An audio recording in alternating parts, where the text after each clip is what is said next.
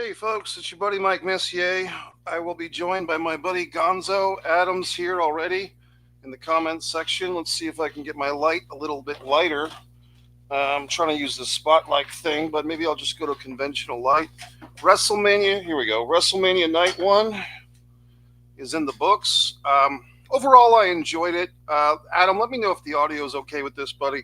I didn't get to do an audio check of myself. I will be joined by Gonzo later on. Adam, if you want to check in, I can send you the invite link. If not, just hang out in the comments and please comment away. Now, we just saw Seth Rollins has teamed up with our buddy Paul Heyman, and of course, Michael Cole is going to chirp in and say, no one saw this coming. Actually, it was Pat who said no one saw this coming, except I did. On the Ben and Danny in the Ring show a few weeks ago, I predicted that basically what would happen happened, and I said so last night on my live stream that Seth Rollins would end up with Heyman, basically because no one else.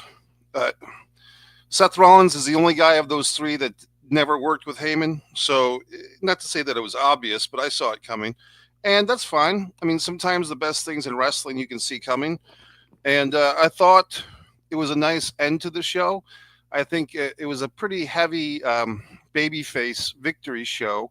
So to have the unusual ending of a heel winning a night of WrestleMania, and I'm assuming that Rollins is now basically a heel, that's fine. You know what I mean?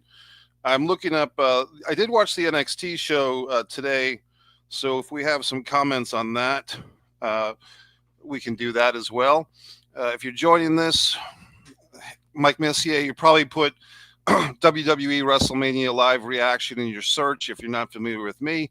I've been doing this for 6 or 7 years, but I've been a lifelong wrestling fan. I typically like WWE and AEW. In recent months, I haven't been watching as much as AEW, but historically, I was always a big NWA, WCW fan, ECW fan, and all types of promotions that have come and gone.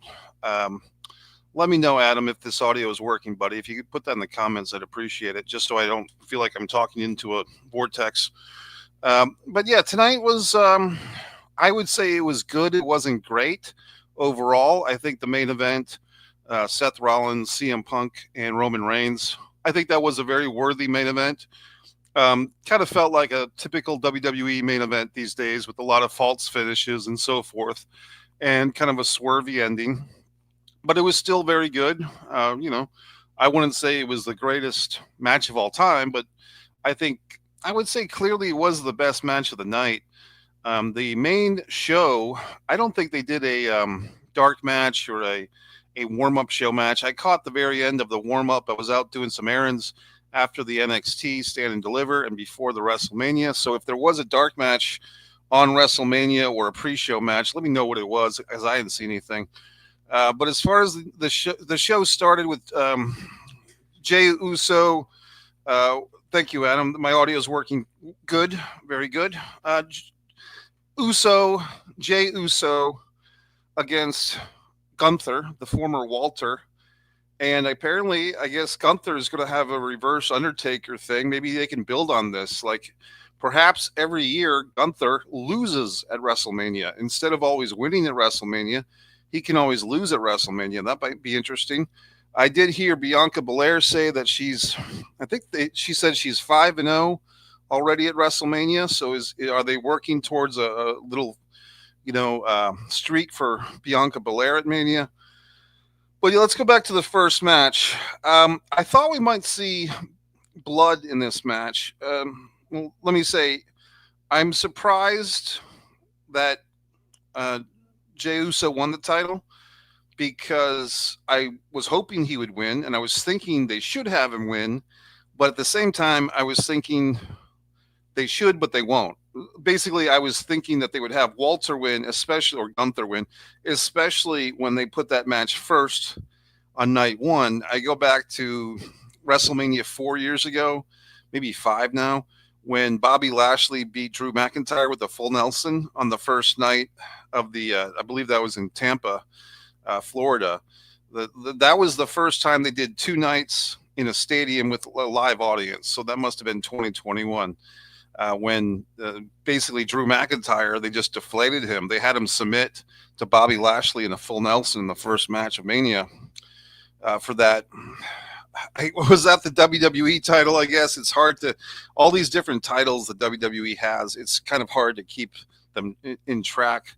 But tonight we had a supposed world title. I don't really personally recognize that.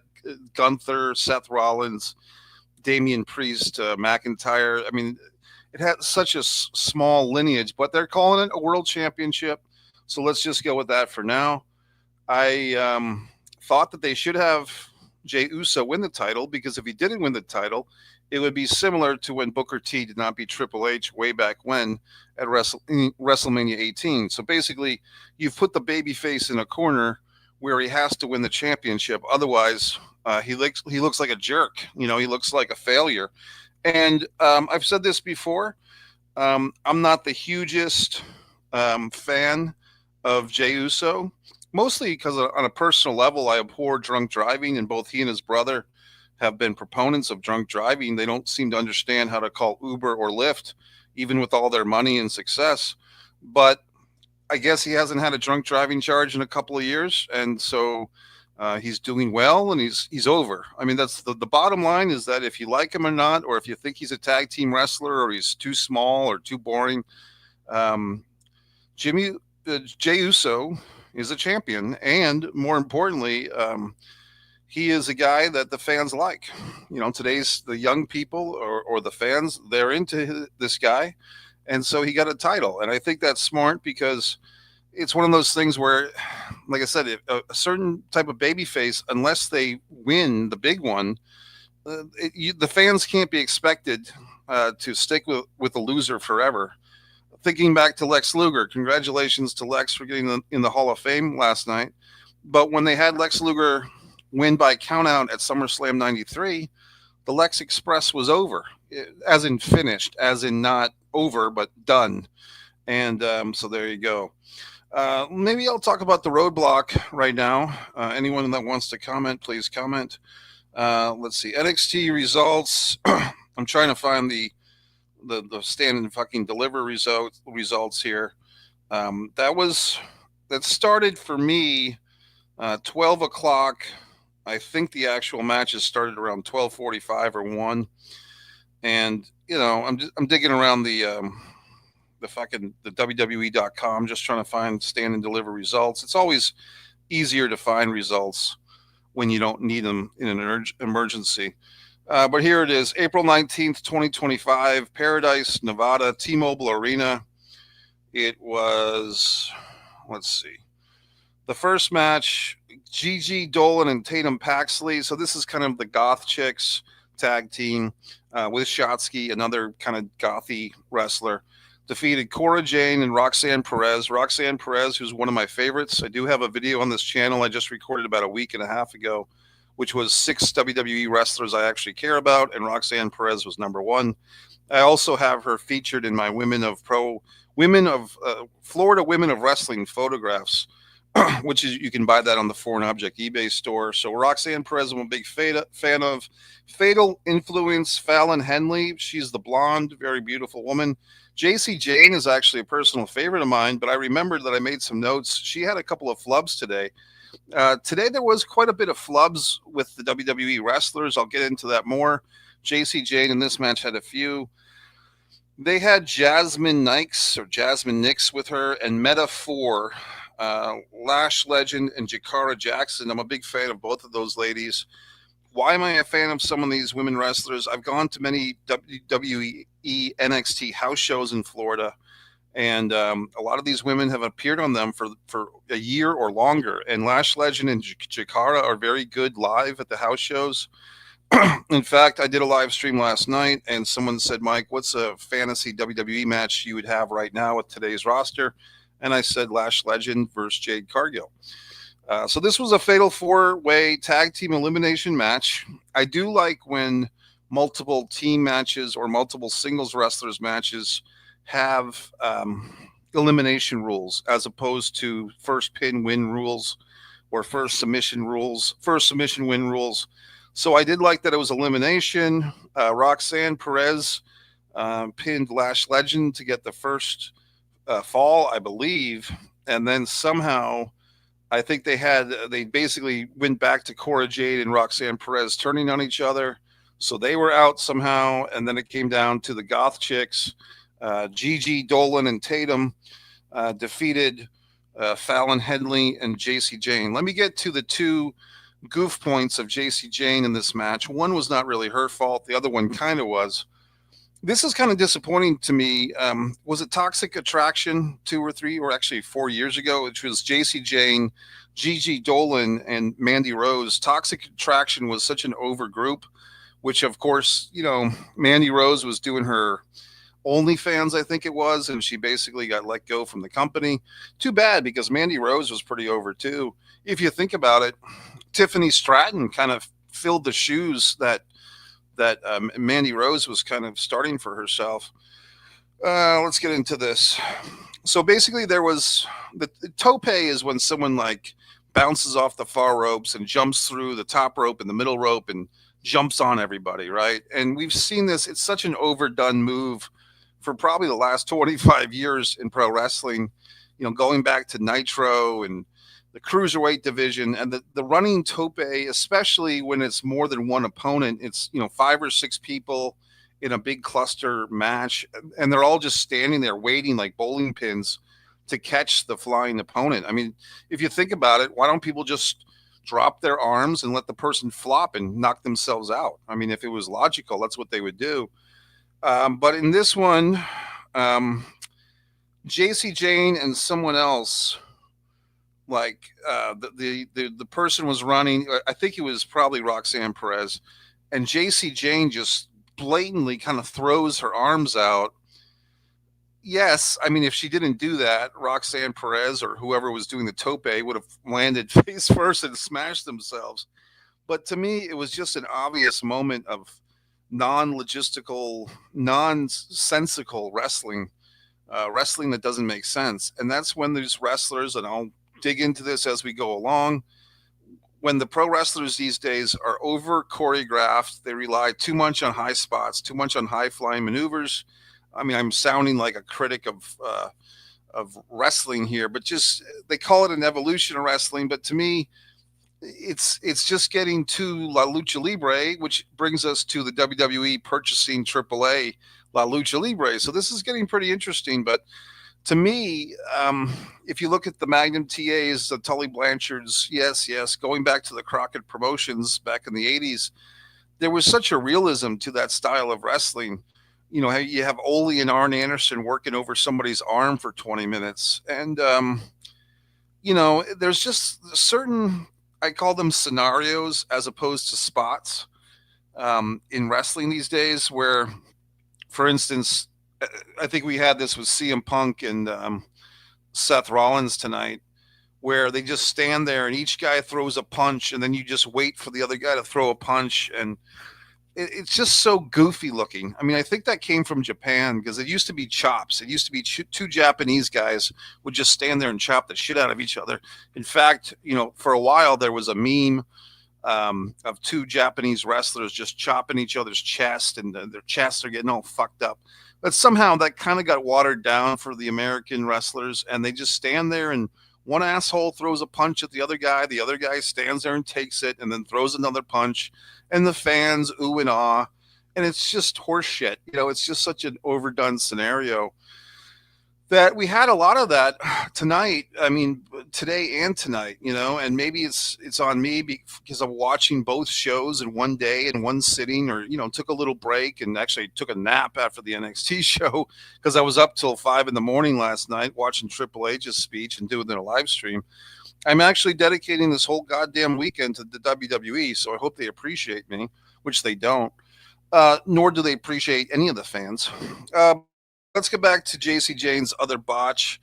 At some point in that match, I believe she was trying to do like a rolling reverse cradle on either Cora or Roxanne. I think the opponent kicked out, like basically shoved out with the legs, and JC Jane, she just acted like she got propelled by a rocket ship. I mean, she just runs, she gets pushed off, and then she has to take like 6 or 7 steps in a hurry to get to the ropes to set herself up for basically like a 619 type maneuver. And this is the thing, and maybe it's just old time wrestling fan coming out, but these wrestlers are just trained so much to get their little scenarios and their little spots. And if they flub, if they miss something, they go right back into it. You know what I mean? And they don't seem to have the ability to think spontaneously. I think because a good deal of them did not grow up as wrestling fans, like these college students, these college athletes that are coming in. So when they learn these lazy, nonsensical WWE training habits, that's all they know because they don't have the life experience of wrestling in smaller territories or wrestling in other promotions besides NXT and then WWE. That it just shows. It shows in their work. Okay, so that's that. So it's harder for and I'm trying to stay loyal to the cause of pro wrestling, but when you see that these wrestlers are just awkward and choppy, that's another term I use a lot is choppy. It's hard to really get into it. Gigi Dolan, I wanted to talk about her for a minute. It seems to me that she's kind of been spinning her wheels. She's been in NXT for quite some time now, and it's like, are you ever going to get to the main roster?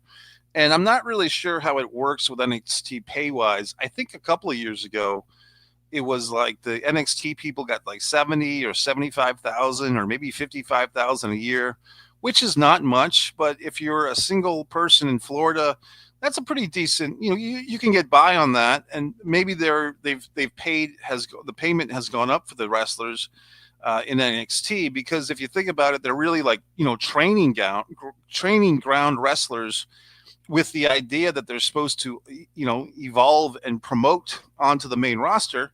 But if you look at a Gigi Dolan, and I believe she used to be called what was her name? Because she had the tampon spot, which so to speak, which was kind of a thing in 2018 or 2019. God, what was her name? Because she had a pretty good wrestling name on the indies. Adam, you know what I'm talking about? Gigi Dolan. Was it Presley? It wasn't Bea Presley. That's somebody else. But in any event, Gigi Dolan, I have been a fan of. I do like her stuff. I mean, she's attractive. She's very pretty in a gothy type of way, as is her partner. But Gigi, she's going on 5 or 6 years in NXT. And it's kind of like if you're not going to graduate or if you're not going to get pulled up to the main roster, what are we doing here? Eventually they're going to either have to put her on the main roster somewhere or let her go, I would think, because she's just kind of there at this point. And I don't quite understand it. She doesn't seem, from my limited experience watching NXT, it doesn't seem like Gigi. And now that I think about it, maybe the same is true of JC Jane. They don't seem to be improving. And that's why, if they still had Mandy Rose with them like 3 or 4 years ago with Toxic Attraction, all three might be at the main roster. In any event, the Goth Chicks win this match. So there you go. Hot Topic. What was that? There was 2 stores in the mall, Hot Topic and the other one. She's kind of like that university guy that's been there forever. Yeah, speaking of Gigi Dolan, and I think JC Jane's like that as well, Adam, at this point. Hank and Tank, another couple of guys I've seen at the NXT house shows. And folks, if I'm a little shaky on this NXT stuff, it's because I go to the house shows, but I don't watch the weekly show.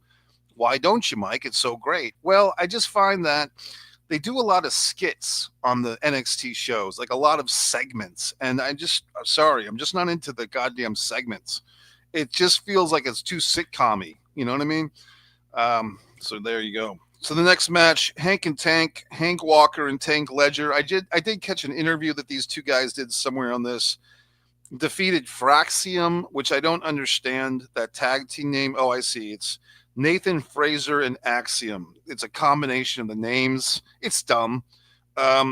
It's a dumb name for a team, Fraxium. It's just stupid. And it was a tag team match for the NXT Championship. Very good. So that was a title change. A lot of title changes, it seems, this weekend. So that would be the first one. Then we had, oh, I'm sorry, I missed a match. Ricky Saints, the former Ricky Starks, defeated Ethan Page by pinfall. Ricky retains the singles NXT North American Championship. Here's another one of my bitches about WWE. Too many titles. I mean, they have, NXT, in my opinion, is supposed to be like the college wrestling, the grad school, like these are the up and comers. So their NXT title should mean something like, okay, this is the best wrestler of the up and comers. But now they have a secondary title for the up and comers. So this title, it's like you're not even the top up and comer, you're the secondary up and comer. It's just too much. It's really lazy booking, it's lazy creative. It's not bad booking, it's not bad creative, it's lazy. And the women's division is even worse because there's so many women's titles now. Did I see this match? Sort of. I basically used that opportunity after the four women's tag team or four tag team women's match. That was my shower opportunity for the day. So I took a shower and I came out, and Ricky Saints and Ethan Page were having a match, and it was what it was. Then we get back to the tag team thing. Hank and Tank retained. Fair enough. I don't remember much about it. I do remember, I believe it's Hank, is a little chubby. So, I mean, that's fine. I mean, that's whatever. I mean, it's not the Vince McMahon days where every guy has to look like Billy Jack Haynes or Hercules Hernandez or whoever. Sol Ruca. So this was interesting. Ladder match for the vacant NXT Women's North American Championship, blah, blah, blah. Sol Ruca. First time I think I've seen her. She probably has been at one of these NXT house shows, and I just didn't put two and two together. Defeated Izzy Dame. Now, is this the young Bailey fan from 10 years ago? Is that the same Izzy Dame or a different Izzy? Kalani Jordan, Lola Vice with the ass. I mean, that's her gimmick. She has a big fat ass. Thea Hale and Saraya. Thea Hale is the little blonde from the Chase U, which I actually kind of like that group. Zaraya, I'm kind of drawing a blank on right now. Adam, is Izzy Dame the same Izzy, like the super fan from Bailey from 10 years ago? Is that the same one? Because I think I saw on X that she was promoting this thing. Sol Ruca has a very interesting facial expression. It's kind of, if you want to Google this one, and anybody, Steve Martin, I think the comedian, the actor, the guy from Saturday Night Live and Roxanne and everything else, wild and crazy guy. At one point, Steve Martin had a wife that was an actress, and this actress lady was also in the movie Back to School with Rodney Dangerfield. Her face, that actress, who's, I don't even know if she's still alive. She might be 80 years old right now. But Sol Ruca looks like that lady's face. Like in the face, they look very similar. Sol Ruca has kind of this interesting facial expression, which it kind of looks like she's always in awe of the situation. Like she can't really believe what she's doing, or it's kind of a cool baby face. I'm actually complimenting her. And she did some pretty interesting moves. I remember, I mean, this seems like 10 years ago, but it was earlier today when she's on the top of the ladder with whoever she was on the top of the ladder with, and they're, throwing punches. I think it was Zaraya. And it seemed like it was supposed to be a thing where I guess these two women were friends or tag team partners or associates. And it seemed like they had a little bit of a botch. Like, I think it was Zaraya, the kind of the tough looking one. But she was like, they were supposed to have this emotional moment at the top of the ladder. And then Zaraya, I think, was supposed to touch her face. And then Sol's supposed to throw a punch. And they hesitated. And it just looked like, once again, these NXT wrestlers are more concerned with their moments or their spots than anything else. So, but eventually she did like this kind of handstand thing off the ladder. Kind of a skin the cat off the ladder, and it was fine. I mean, she was good. She's got a cool look, and she's a good baby face, but I guess that's why they're on NXT right now and not the main roster. Then we had like this whole 6-man tag team match. It was kind of a brawl, and they did show some segments.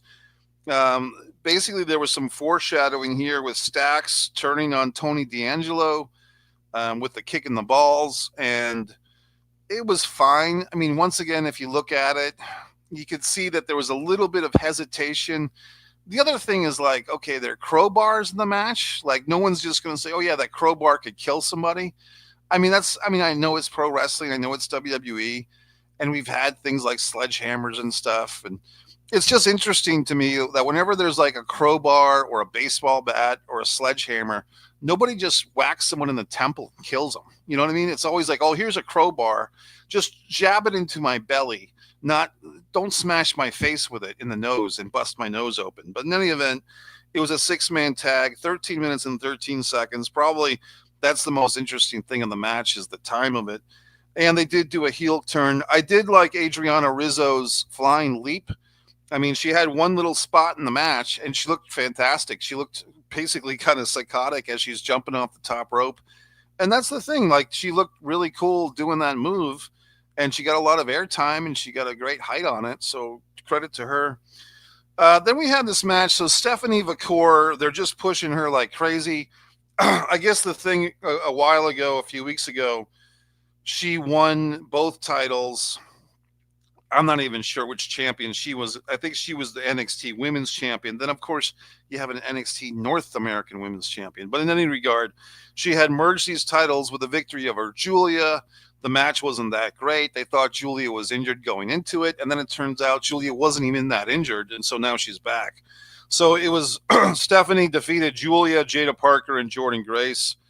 Fatal 4-way match for the NXT Women's Championship. But correct me if I'm wrong, because I remember that Jordan Grace ate the pinfall. Adam, this was not an elimination, right? This was just a first pin wins. And, I feel like that's kind of the halfway ass out of things. Like, if you're going to have a multiple person match, I just think it's a lot better for the elimination. I think this is one of those matches where I was just kind of burnt out already on this show by the time this match came along, and I'm like checking my laundry and doing other things and cracking my neck. And I wasn't really giving this match the attention it might have deserved because it did seem like a good match, a great match maybe, and I just wasn't into it. And the next one kind of brought my attention back. Oba Femi defeated Javon Evans and Trick Williams by pinfall. I know that the NXT house shows Trick Williams is very over because the fans just go crazy for this guy. And they always like to sing his little song. You know what I mean? So there you go. I do have Gonzo. He's supposed to be in here 30 minutes ago, but I don't know what the hell he's doing. But okay. So I'm requesting him to come in to voice his opinions, but in any regard. So let's get back. So what did I think overall of NXT? Well, on the positive side, I do like, but I've had this thought that I'm surprised they don't just call this, WrestleMania NXT or something, or NXT WrestleMania. Like, I'm surprised that if they're going to do a show on WrestleMania weekend, why doesn't the WWE just capitalize on the WrestleMania moniker and throw that on the show? And I think it's kind of a splitting hairs thing. I think it's, a thing where they could, but they don't. And I guess that's just maybe just give the younger wrestlers something to strive for. Like, instead of everything being spoon-fed to them, let the young wrestlers in NXT have something to go for. And maybe just to make that 2-night WrestleMania just seem all the more prestigious that you have to earn your way onto the show. But in any regard, I thought Stand and Deliver was good. I'm not one of these fans that, has been a hardcore NXT fan my whole life. But I thought it was fine. You know what I mean? Oops. So anyway, I thought it was good. Good, but not great.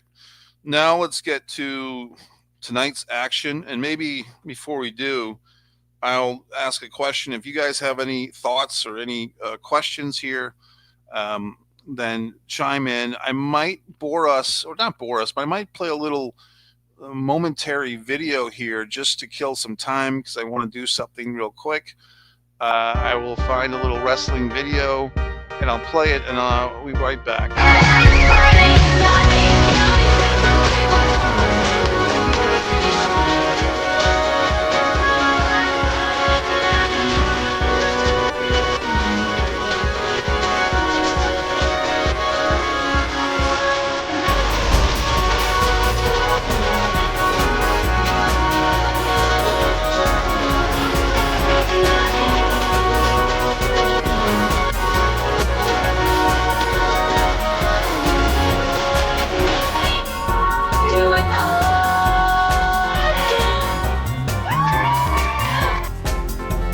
All right, guys, that was just some of the footage, still photography that I like to do from these NXT house shows. If you check the shorts on this channel, the short segments, you can see a bunch of NXT things. God damn it. It's just hard to do all this stuff. I really need a personal servant.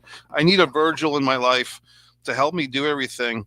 And, well, I don't know where the hell Gonzo is. He said he was walking his dog. Maybe him and the dog got arrested or some such nonsense. But let me get to the WrestleMania 41. 7 matches tonight, 7 matches tomorrow night. Let's see. Okay, so the first match, as we talked about earlier, Jey Uso defeated Gunther by submission. That might be a very interesting aspect of this match to discuss. Why do a submission? I guess they just wanted to have a conclusive victory for Jey Uso. Does that hurt Gunther in the long term? I mean, I probably not. I mean, maybe for a few hours. It's like, oh my God, how's Gunther ever going to main event another show if he lost to Jey Uso by submission? But I mean, you just have Gunther beat a bunch of other people, or will he acknowledge that he lost by submission? Who knows? But I mean, I thought it was pretty good. I did have a little vision for how they could have ended this match.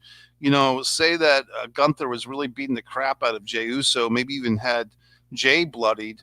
They could have had Rikishi roll Big Jim Uso down the aisle in a wheelchair, and like maybe Jimmy Uso he's still got a bandage on his forehead, or he's still immobile, and Rikishi the father is like rolling his crippled son to the ring in a wheelchair down the ramp with no music. Okay, and then Walter is like doing some tough move on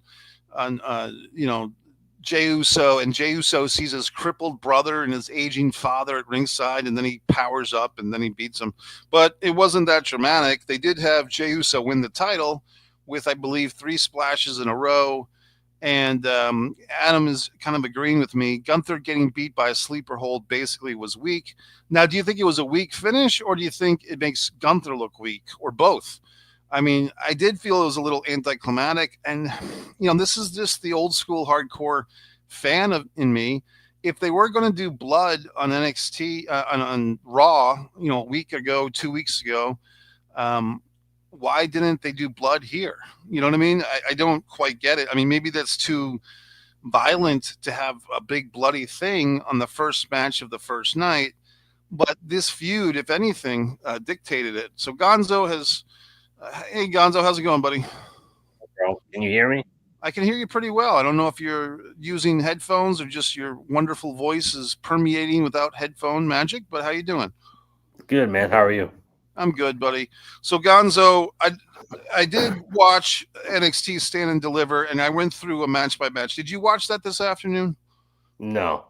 Okay, well, then we don't have to go back to it. But overall, it was a good show, but not a great show. They did have some title changes of note. They had a new lady, Sumka Rae, I believe her name is, won the NXT North American Women's title in a ladder match. And overall, it was fine. But I mean, I think for me, buddy, is like sometimes when I watch too much wrestling, and this weekend will be very testing, man, because I did stay up for the Hall of Fame till basically 4:21 in the morning. I did watch NXT Stand and Deliver, and then I watched WrestleMania. First off, buddy, what are your overall thoughts on this year's WrestleMania Night 1? I mean, I enjoyed it, but I feel like the only match that really had any like steam, like real WrestleMania type of steam behind it was the main event. Other than that, it seemed like every other match was like just lacked like this like WrestleMania like glow that they normally have, or like this WrestleMania oomph to it. Like it just like felt like a lot of them it wasn't there. I don't know. Let me ask you this: the second to last match of the night. This was a match I was really looking forward to, and I have mixed feelings on it. Well, you know what? Let's go match by match. Let's do that. All right. All right. So Jey Uso defeated Gunther by submission. What are your thoughts on that one? Man, I thought that I liked the ring psychology and like the psychology of the match. I thought that was good. I also thought the finish was kind of weird. Like I never expected that, and it seemed like it kind of, I don't know, kind of came out of nowhere, and then it seemed like it was like a little bit flat, I guess. But overall, I thought it was a good match, but I don't necessarily like how they put the fucking world title match on first. You know what I mean? I feel like that kind of diminishes the title. Yeah, and you know what? That's the whole problem with having two world titles in the same company. And the way that the WWE tries to justify it, and the way that a lot of the WWE fans justify it is, well, you need one world title for SmackDown and you need one world title for Raw. Very similar to how the NFL has a Thursday night football Super Bowl champion and a Sunday afternoon football Super Bowl champion, right? So that's my sarcasm there. No, The, no, I the got you. yeah, it's absurd that if you're these titles really mean nothing when there's too many titles, and there are six WWE slash NXT women's singles titles alone. Six. That's just a lot. And That's a lot. yeah, so I I feel like the first match. It reminded me of, I think, going back to 2021. It was the Florida, I think it was Tampa, where the Buccaneers play, and they had the two night WrestleMania for the first time with a live audience, and that was new in itself. They're doing an outdoor stadium. It rains, right? Like not Roman rains, but actual rain from the sky. And they had to delay a lot, 20 or 30 minutes. And when they finally got going, they have Drew McIntyre, who's kind of the babyface hero of the pandemic era, and he's getting a chance to beat Bobby Lashley, I believe. I'm not sure if that was for the Universal title, or I guess that was for the WWE Bruno title, the lineage title. But it's on it's the first match of the first night after the rainfall, and after all this hype, Drew McIntyre submits to a full Nelson from Bobby Lashley, and that was flat with a heel winning, and this with a baby face winning. I mean, I do feel it was the right move to have Jey Uso win the title, because otherwise you're just killing all this momentum that this guy has. But I don't know, like you said, Gonzo, the match ending. My thought was it would be cool if like Gunther was beating the crap out of Jey Uso, and then Rikishi comes down the ramp pushing his other son, Jimmy Uso, in a fucking wheelchair. And Jimmy's like got his head bandaged up, and maybe he's got an IV in his arm, and then they have to have like his mother holding the IV, and and so then Jey Uso sees his crippled brother and his old man father at ringside, and then he gets motivated to win the title. But what they did as kind of a half-ass way of doing that is that Jey Uso wins the title, and then he's celebrating at ringside, and he turns around, and his brother, who's wearing like a black tracksuit, like he just went walking in a shopping mall for 20 minutes, he's standing in the ring just to celebrate. Yeah, he came out of nowhere.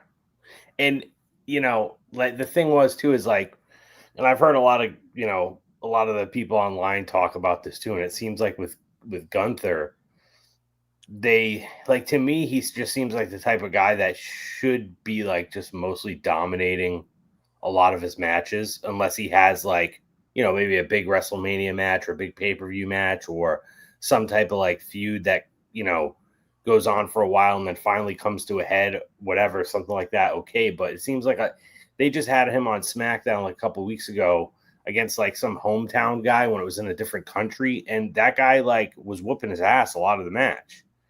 And it's like, he shouldn't be getting his ass whooped a lot of the match. Like, he's a fucking killer. He's a beast. But that my point in saying that is I did appreciate how a lot of this match, Gunther was kicking the shit out of him. Right. So it was like Gunther was, really dominating the match. And I think it could have worked better. Like something like what you just said, it could have worked better because it would have built to that finish better. I feel like to me, it just seemed like it came out of nowhere. You know what I mean? It was just like all of a sudden he got him in that choke and then he was tapping out. I was like, what the hell? He did hit three. Hold on a second. He did hit three splashes though right before that. Yeah, true. You're right. He did. But I don't know, man. I don't know. It just seemed I kind of forgot about that. I forgot about the splashes. Right. But I don't know, man. So did the ending feel weird to you at all? Aside from like Did you think it came out of nowhere, or like what was your feeling on how the ending was? I was surprised that he beat him by submission. I was surprised that I just thought for the long term of Gunther, a pinfall would have been fine. And I was kind of hoping, but because this was the first match of night one, I'm not expecting them to do blood. But kind of like you said, if this match was later on in the show or even on night two, I would think that blood could have been a thing to use because they did the thing on Raw 2 weeks ago with Jimmy getting all bloody. So wouldn't Right. you expect? And this whole feud was kind of weird in that, basically one twin sees his other twin get sacrificed and left to a bloody pulp. And then Jey Uso is coming to the ring to do promos against Gunther with a microphone in his hand, and nobody's stopping him from attacking the guy. But this is the guy that you hate so much, and they didn't have a stipulation like if you guys touch before WrestleMania, the guy who incites the violence will forfeit the match, or the guy will be Hmm. banned. Like if they had just done something like that, and that's an old school wrestling gimmick, is just you guys can't touch each other before the official match, and if you do, you're suspended. They could have Right. thrown that in that because it doesn't make sense for Jimmy to not attack Gunther. It, I feel like I've been seeing that quite a bit with other fucking feuds and matches too. That seems like a running theme right now of people, that supposedly hate each other, or one person did the other one so dirty, and then they come out and like sometimes they come out and it's all smiles during the entrance when they should be like fucking seething, or it's like they get in the ring and the guy's just talking to him with a microphone, and I thought you hate this person, you want to kill him. So I feel And like that's actually a running theme because that's just it's been happening a lot. and the top scenario will be tomorrow night with John Cena and Cody.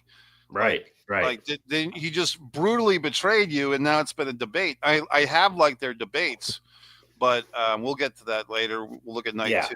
Adam right. says if Naomi wasn't involved in this company, Jimmy would be gone, which is funny. Yeah, the whole Usos, Naomi.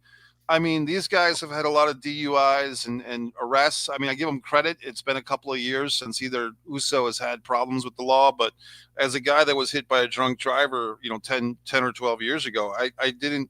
I hold that against the Usos that they're too stupid to call Uber or Lyft when they want to drink themselves into oblivion. Um, let's I move agree. on. I Thank was you. hit by a drunk driver like 10 years ago too, so I Yeah, know the feeling. it's not fun, and it's kind of No, a slap in the face when people who have enough money and resources to get a ride just don't think about other people. But right. in any event, the next match, the New Day, I have mixed feelings on them. Kofi Kingston and Xavier Woods. Sometimes they say the New Day. They came out with a graphic of three unicorns on their jerseys, and one of them was like a dying unicorn, which is supposed to represent Big Big E. E.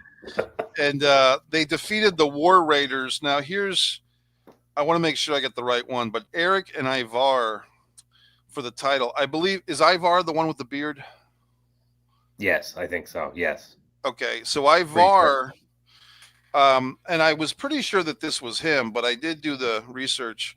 So I saw this guy wrestle probably 20 times at least in Top Rope Promotions around the 2010 to 2014 era. I was a commentator for Top Rope Promotions in Massachusetts, Fall River, Massachusetts. Mhm. And Ivar, he had a different name at the time, but I'm pretty damn sure it was him because the beard was so distinctive. And he was still a big guy, but he was probably 30 or 40 pounds less back then.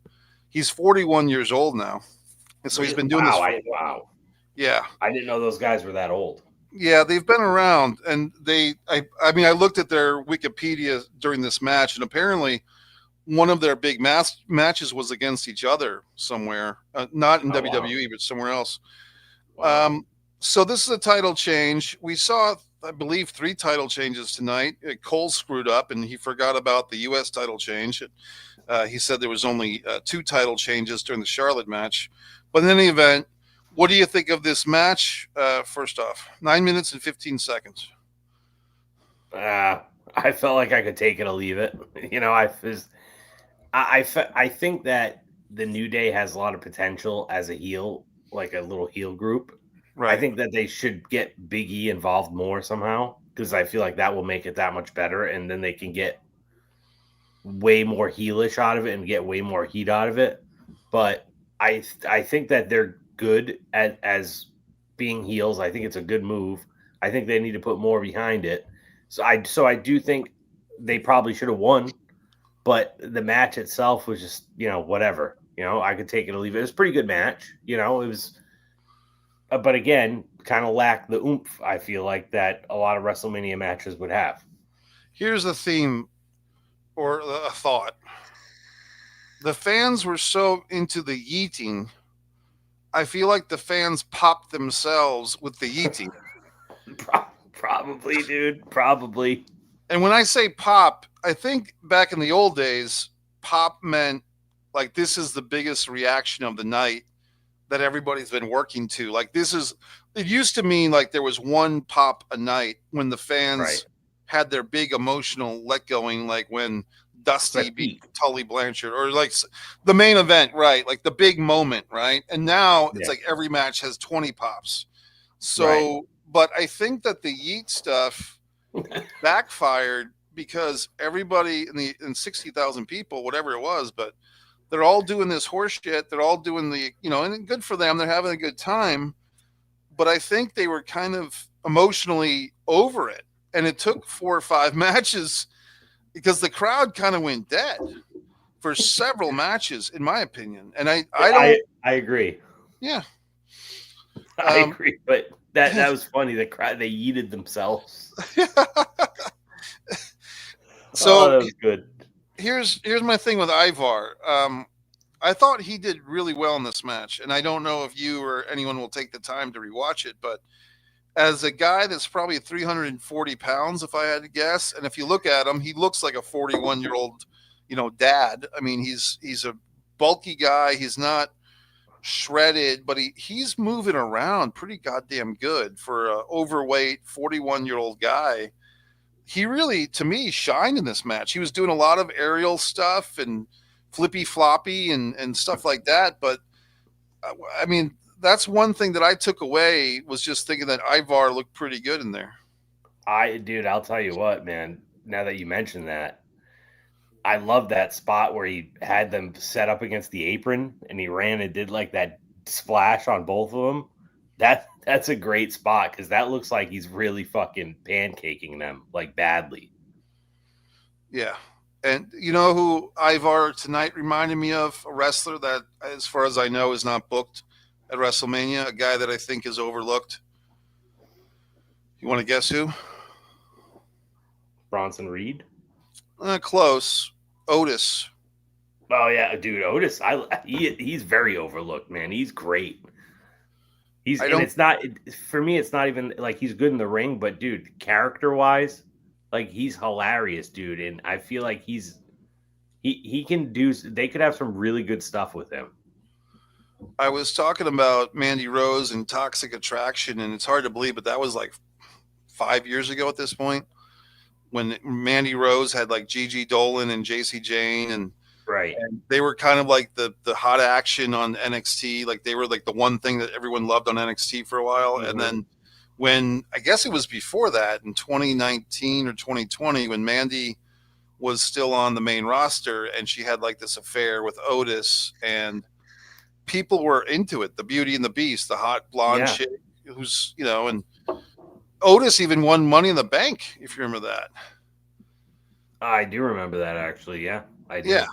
And he wasted it on a tag team match, a tag team title match. And I think his partner turned on him. And from what I remember, the partner just got fired, or let go. And I don't think they ever did the feud with the two partners. I can't even remember what fucking tag team he was in back then. Was he an American Alpha? Was that what it was called?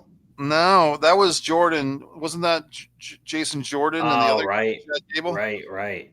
So, but Otis was in a tag team with another chubby guy who wasn't Yeah, I don't quite as. remember that. I remember that tag team. I don't remember the names. They got let High, go. high something. I don't know. Yeah, but the other guy got shit canned, and then Otis was doing the thing with Mandy, and I mean he was over, and then I think it was a mistake to turn him heel and be Chad Gable's bitch for a while, but even then he was still kind of over. I just think it was like when you take a guy that the fans really like and you force him to be a heel, the fans, they could either keep on cheering the guy anyway if he has something to do, like an Austin thing when Austin would turn heel or the Rock would turn heel and the fans like him anyway. But with Otis, he had no catchphrase or anything, and he just went from being a funny, lovable guy to this henchman type for Chad for a while. Yeah, and I feel like they could have paid that. That could have been a good feud with him and Chad, where they could have paid it off like with a WrestleMania match type of thing. And I feel like we never got that. I mean, unless I missed it, I don't know. I might have missed it, but I don't remember them ever having like a serious feud that paid off. Like I know that they have been feuding kind of because they broke up or whatever, Right. but I feel like that shit never paid off. I don't think so either. I think what happened was the Wyatt Six came in and put a bullet in Chad Gable's head backstage. Right, Then, right. I remember that. right, and that was like, I mean, the Wyatt Six.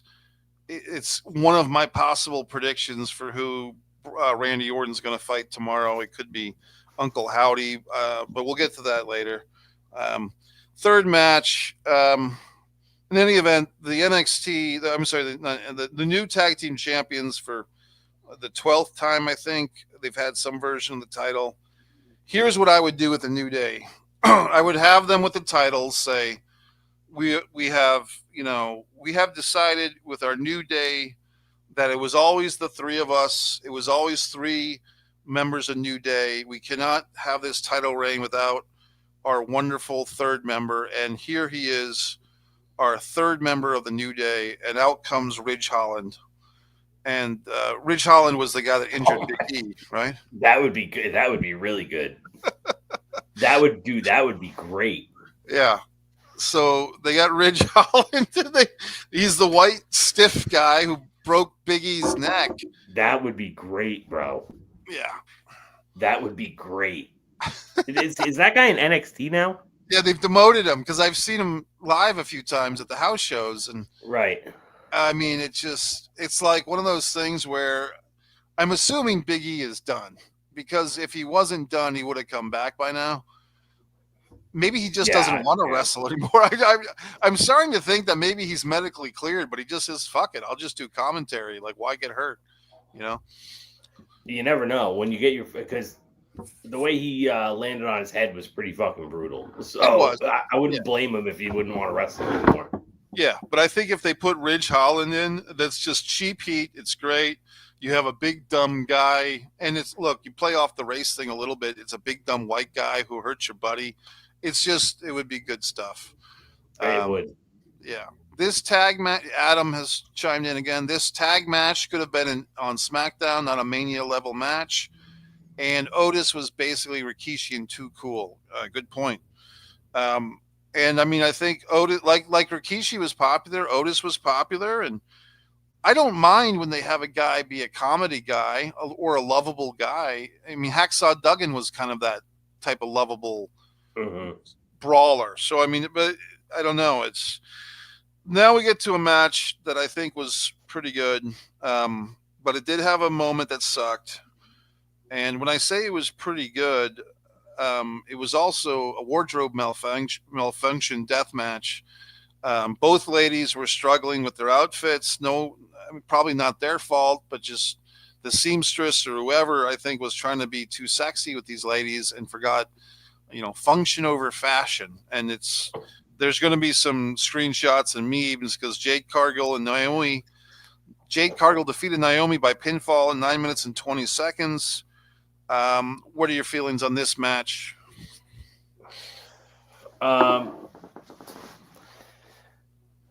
Again, I felt like this was another one that kind of lacked, that oomph that would be for a WrestleMania match.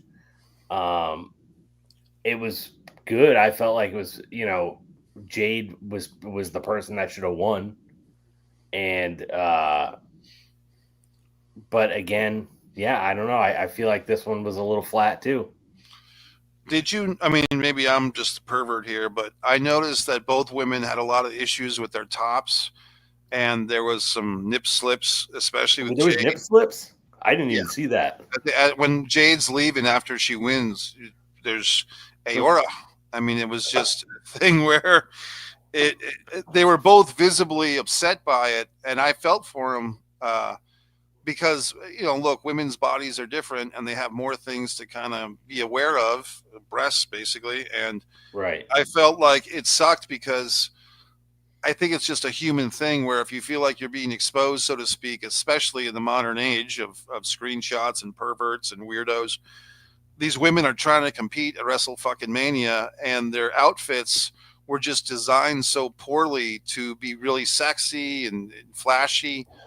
And Naomi's whole gimmick with the caution stuff, I think that's kind of cool. I mean, they kind of overdo it, but even her outfit tonight, they both had a lot of troubles with their tops, and I'm thinking that they were really just trying to make these women super sexy, which is nothing wrong with that, but at the same time, you still got to fucking function in there. So I noticed it. I mean, it was really clear that a lot of times they were doing the pull thing, and it just seemed like they were uncomfortable. And I think there were some moments in this match, not as bad as a match later on, but there was one moment where like Jade whipped Naomi into the corner. Naomi jumped on either the second rope. I think she jumped on the top rope actually.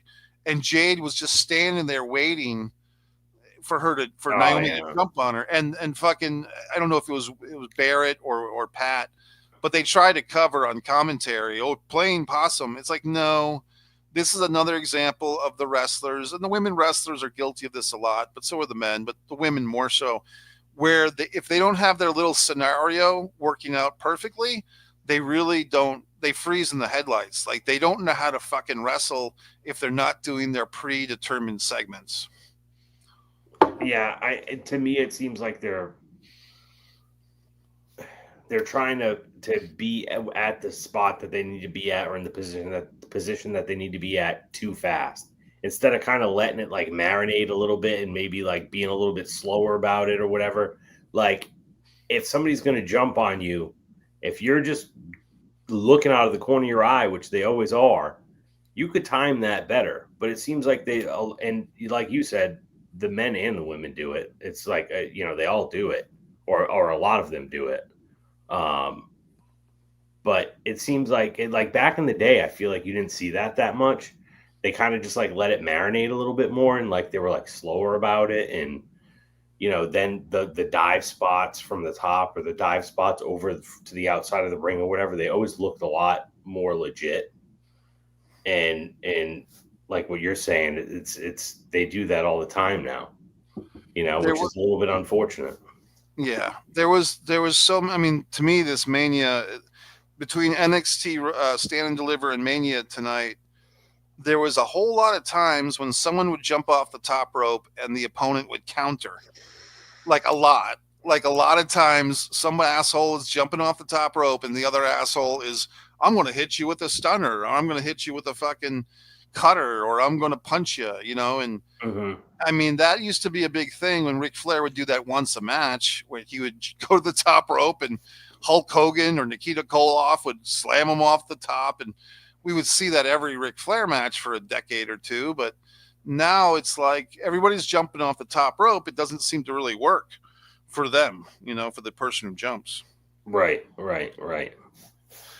I did like on the upside of this, Naomi, and I mean it's interesting because some of the wrestlers now that are succeeding, Naomi and Sasha. It doesn't seem that long ago that Naomi and Sasha Banks were the women's tag team champions, and they basically left because they didn't feel that they were being used properly. That they were both going to be sacrificed to, I think, to Ronda Rousey and Charlotte or something. They were both Yeah, they were right. both being booked to lose singles matches basically, when they were tag team champions, and they actually care. I actually was defending them because I'm like, at least they care about how they're being portrayed and about this women's tag team title. And I hate when tag teams are sacrificed to singles wrestlers. But in any regard, Naomi was gone from the company. She did a couple of things in TNA, and she came back while Sasha became Mercedes Moné in AEW and other places. I was kind of, I do feel like Naomi. I mean, she goes way back. I mean, she was a dinosaurette or whatever they She were was a called. were they like the Funkettes, yeah, Funkadactyls, the right? Funkadactyls, yeah. Yeah. And the other lady that was a Funkadactyl is now she's just like an Instagram chick. Like she's just struggling to get Instagram followers, and she's so far from the wrestling business now. The other Funkadactyl, but I remember. I can't remember that girl's name, but I remember who you're talking about. yeah, she was pretty. I mean, her name begins with an A, and I mean, I remember at one point she like tweeted or she Instagrammed, "I only date white men," and like so she incurred the wrath of the internet for a week, Oh like God. you sell out, you bitch, But I mean, she was also, I think she was the lady that was on like the reboot of Tough Enough, and like Steve Austin's asking all the wrestlers, "What's your favorite match?" And she says, she said something like Melina versus Oh my God. Melina versus um, Alicia Fox. Oh my God. So Stone Cold's going through the line of wrestlers, and what's your favorite match? And the Funkadelic chick says Melina versus Alicia Fox, and Oh my God. Stone Cold's like he doesn't know what to say. And so if you go on YouTube and you find Melina I gotta versus find. Alicia Fox, the comments are like, the Funkadelic sent me here, like I because got that. it's a great moment. Going back to this match, I thought it was fine. I mean, Adam makes a good point. For Jade getting a Mania match, she didn't seem that excited about. Adam says Naomi borrowed her gimmick from Jason Sensations of imitation of Owen Hart in the DX Nation skit, going back to '98 or '99. I remember that. Yeah, I Um, remember that. I don't know. I mean, I guess we're a year in change into Jade Cargill's career with the WWE, and it's like kind of like Paul White, a generation or two ago. Is Jade really doing so much better in WWE than she was in AEW, or is it just a different location?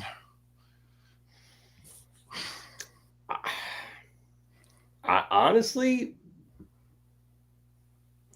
I can't say that she is doing that much better. However, I feel like her presentation and I feel like her wrestling and stuff is better now, and her presentation is a little bit better now, Yeah.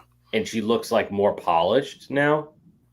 But as far as like the position in the company and position on the card and stuff, it doesn't seem like she's really that much better now than she was in AEW. But also, I will say that it seemed like she was, but then she was just out for like what 2 months, 3 months. Yeah. So I feel like that kind of stalled her fucking momentum. Like before that, I felt like she was like really like rising and looked like she was, poised to be in a way better spot than she was in AEW. But then whatever happened, I don't know if she really got hurt or whatever. But whatever happened, it seemed like it really fucking killed her momentum. Well, here's the thing: in AEW, Jade Cargill's first ever match was, With Shaquille O'Neal or something, wasn't it? yeah, I was there for that at Daly's place. She's tag teaming with Shaquille O'Neal, who's got 5 NBA rings, and they're going against Cody and the Soup Lady, um, Red Velvet, who was substituting for Cody's wife because Cody's wife got pregnant, I think. So Right. the point is, people said that for a long time. Oh, AEW doesn't know what to do with Jade Cargill. Well, they put her in a tag team match with Shaquille O'Neal for her very first match. She goes undefeated for like a year. They made a title just for her. I mean, that the whole TBS title was created for Jade Cargill. Mm-hmm.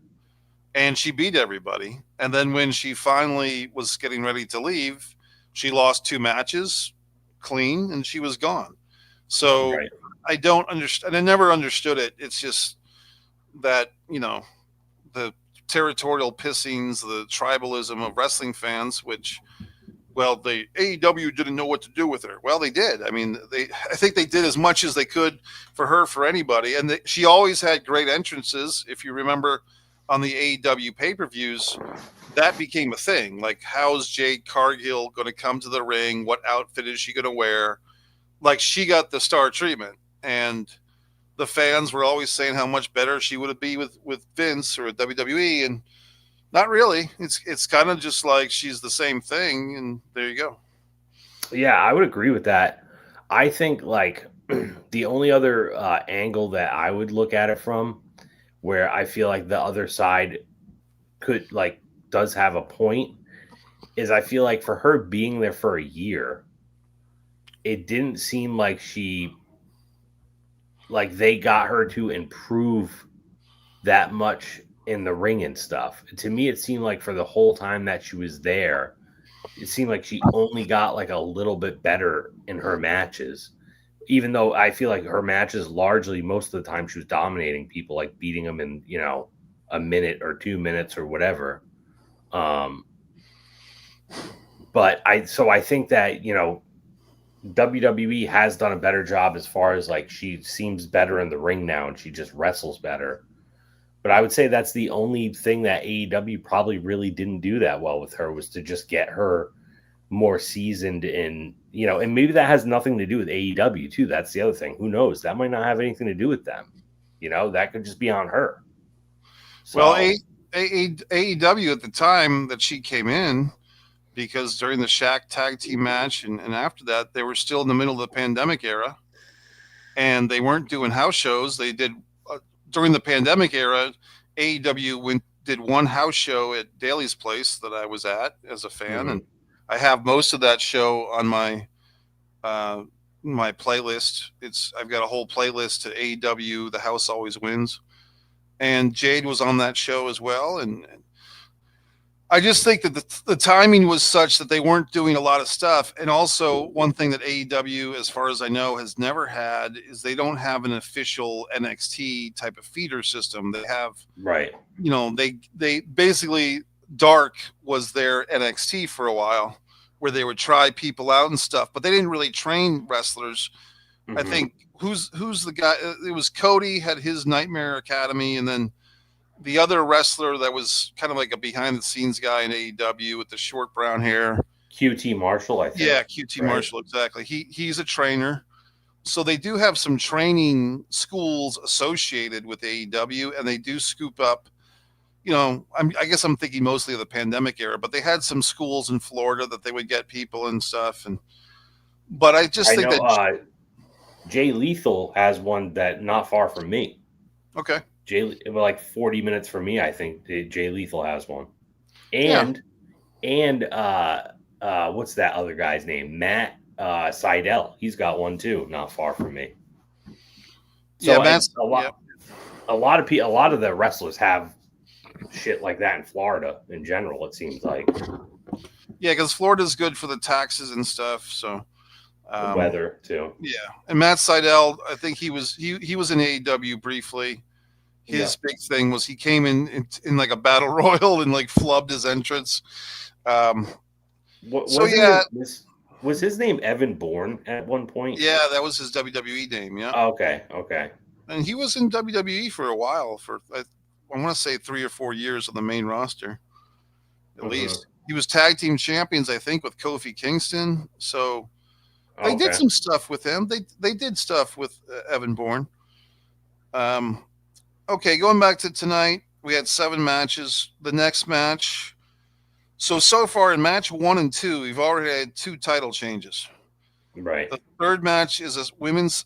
One good thing I can say about Jade and Naomi, I do like the fact that this is a women's match with no title on the line, because one thing I've complained about with WWE for a while is they don't seem to have any or many women's programs, women's storylines, women's feuds, unless there's a title on the line. And here is one that is the exception to that. So Jade Cargill and Naomi, it's a blood feud. It's a real feud without having to throw another women's title on it. It's a good point. Yeah. Interesting that the women's intercontinental champion Chelsea Green is not on the show on either night, but that's fine. I mean, it's interesting, Gonzo, that with three big wrestling shows from the company in 2 days, there's still wrestlers like Otis, like an intercontinental women's champion Chelsea Green, and other wrestlers that are still left off the show. Yeah, and I think that's one problem with uh, wrestling today in general is like a lot of the matches are too long, man. Like they could fit a lot more on the show if they didn't have to make, you know, 4 out of the 5 matches at least 17 minutes long. You know what I mean? Well, let me push back on that because tonight, of the 7 matches, according to Wikipedia, only 2 were over 17 minutes. Really? One, yeah, one came close. Jey Uso and Gunther, 16 minutes and 30 seconds. That's the one that came close. The tag team match, which actually did seem longer, was 9 minutes and 15 seconds. Mm-hmm. Uh, Jade and Naomi might have seemed longer because the entrances, but that was only 9 minutes and 20 seconds. Our next match, Fatu and LA Knight, 10 minutes and 40 seconds.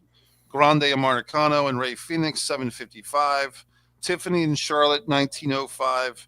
That was over 17 minutes. And Seth, Roman, and Punk was real long, 32:55. Almost as long as Triple H's speech last night.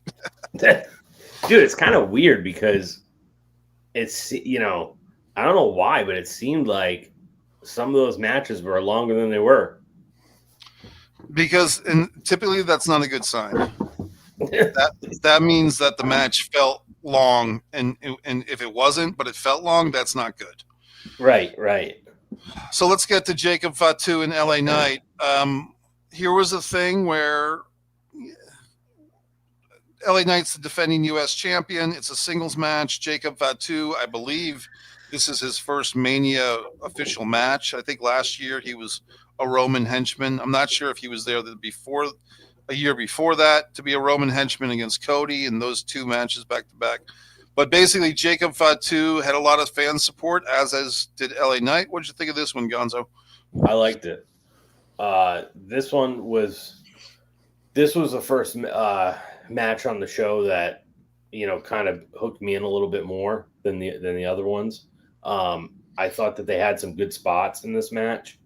There was there was one thing, LA Knight.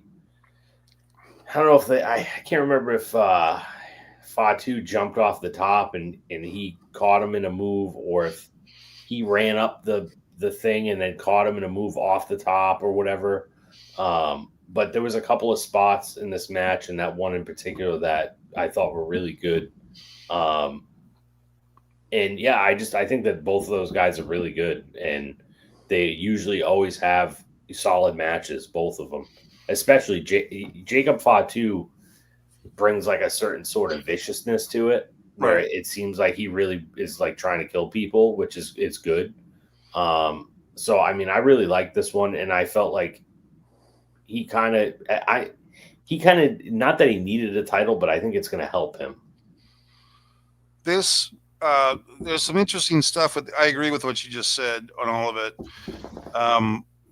About 6 months, maybe even a year ago, maybe more, LA Knight was kind of another guy like Sami Zayn before him that felt like this guy's hot. He's on fire. The fans are behind him. How far are they going to go with this guy? And the answer is mid-card title. Like he's a little bit older than they would have liked. I'm not sure how old Cody is right now. I'm guessing 37 or 38. I believe LA Knight is 42. When he's really getting over it, he was like 40. If you look at him, he's in great shape, but he's a little bit smaller than what they like for their main event guys traditionally. And if sorry, go ahead. You go ahead.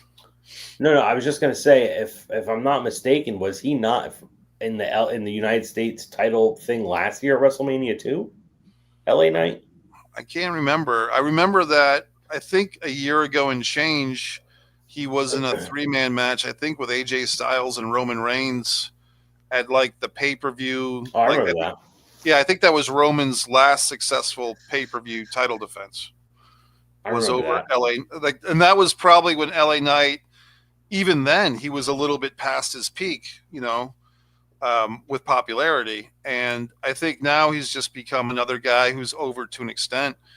Speaking of Sami Zayn, I mean, remember 2 years ago, 4 years ago, how over that guy was? I'm Yeah. going to double Oh yeah. check. He's not, from what I see, he's not on the either night of WrestleMania. I don't think he And is.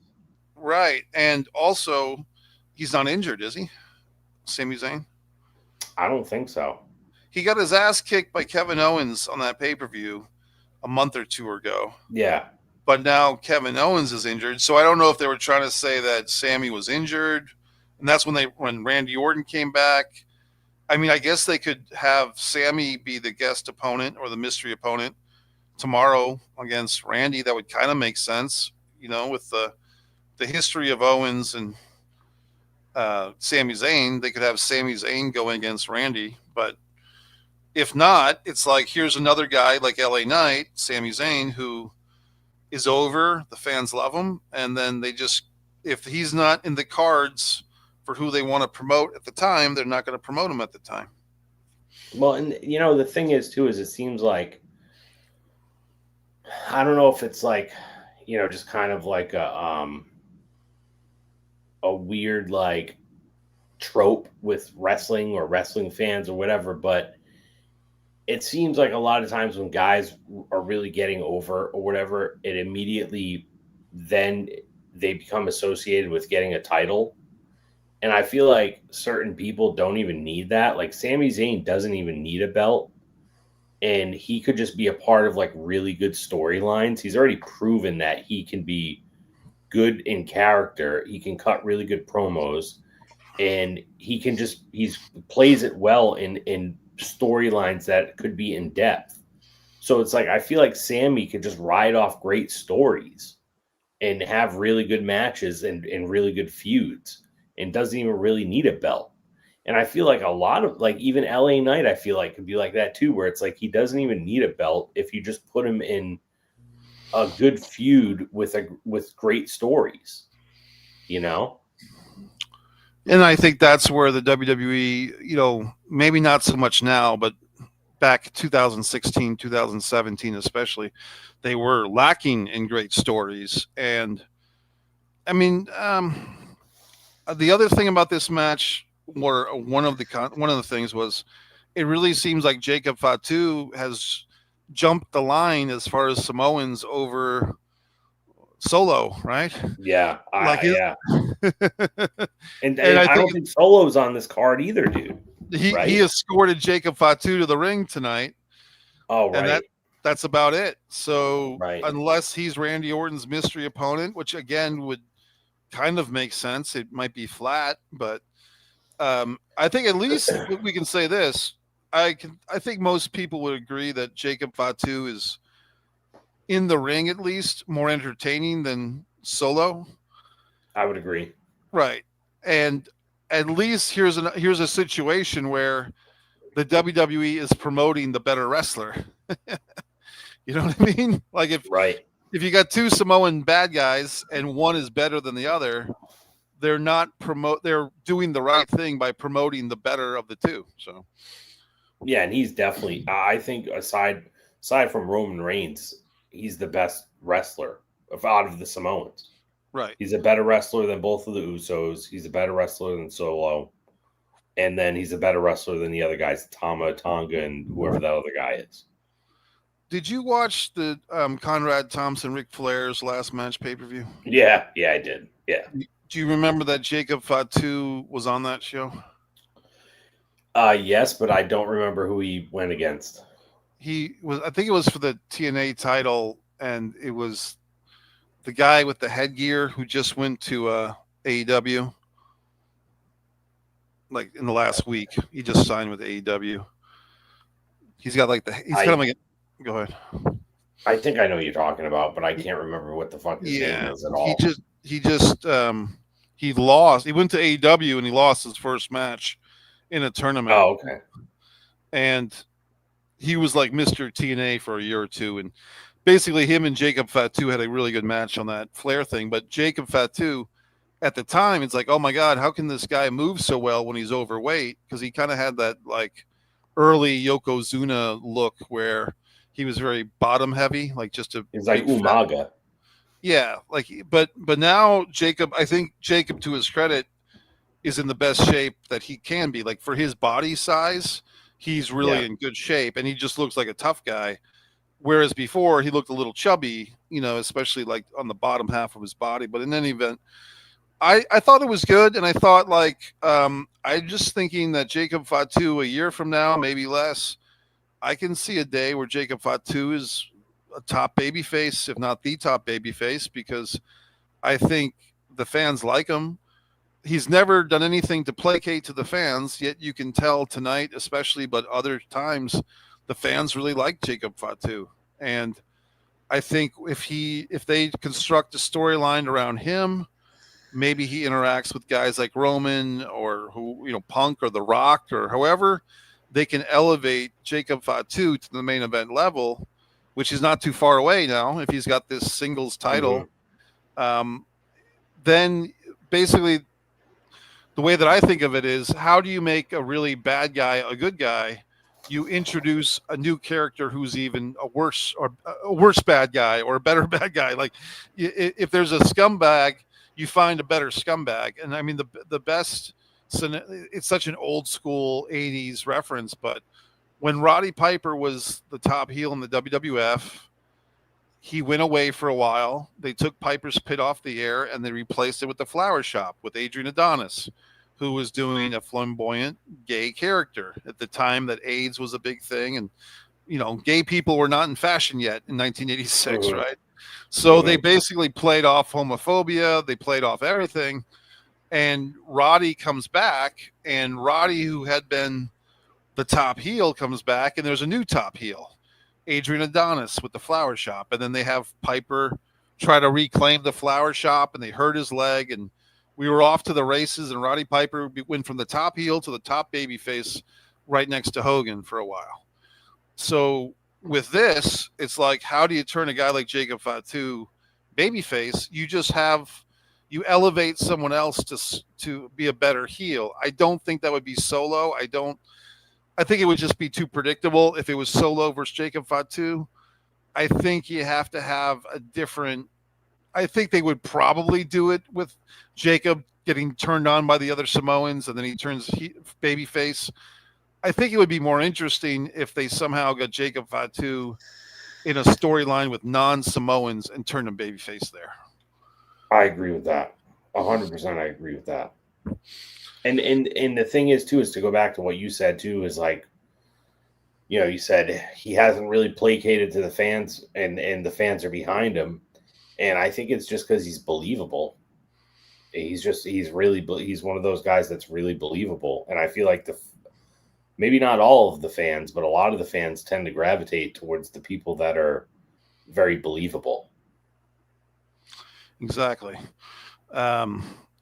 Legitimacy. He brings legitimacy. Yeah. I want to put over LA Knight a little bit. I thought LA Knight had a really good, I think it was like a handspring or a moonsault. Like LA Knight, I haven't seen. I mean, he used to be in the NWA back in the studio days, like 2, 3, 4, 5 years ago, like the Billy Corgan NWA. Mm-hmm. And LA Knight, and before then he was with TNA. I can't remember. I remember Eli Drake. That's what I remember him from. Yes, Eli Drake, and like he always has been very good on the mic. Oh but yeah. I think tonight he really did a good wrestling match, and he put over another guy who was also over, and I believe it was a clean 1-2-3 finish. So I mean, yeah, I'm just saying that LA Knight did the professional thing, and as far as I know, maybe he realizes deep down, hey, I'm not going to be the world champion in this company, but I'm getting a strong 6-figure paycheck every year, maybe more. And he's got his jersey, so to speak. He's part of the team. So good for him. Yeah.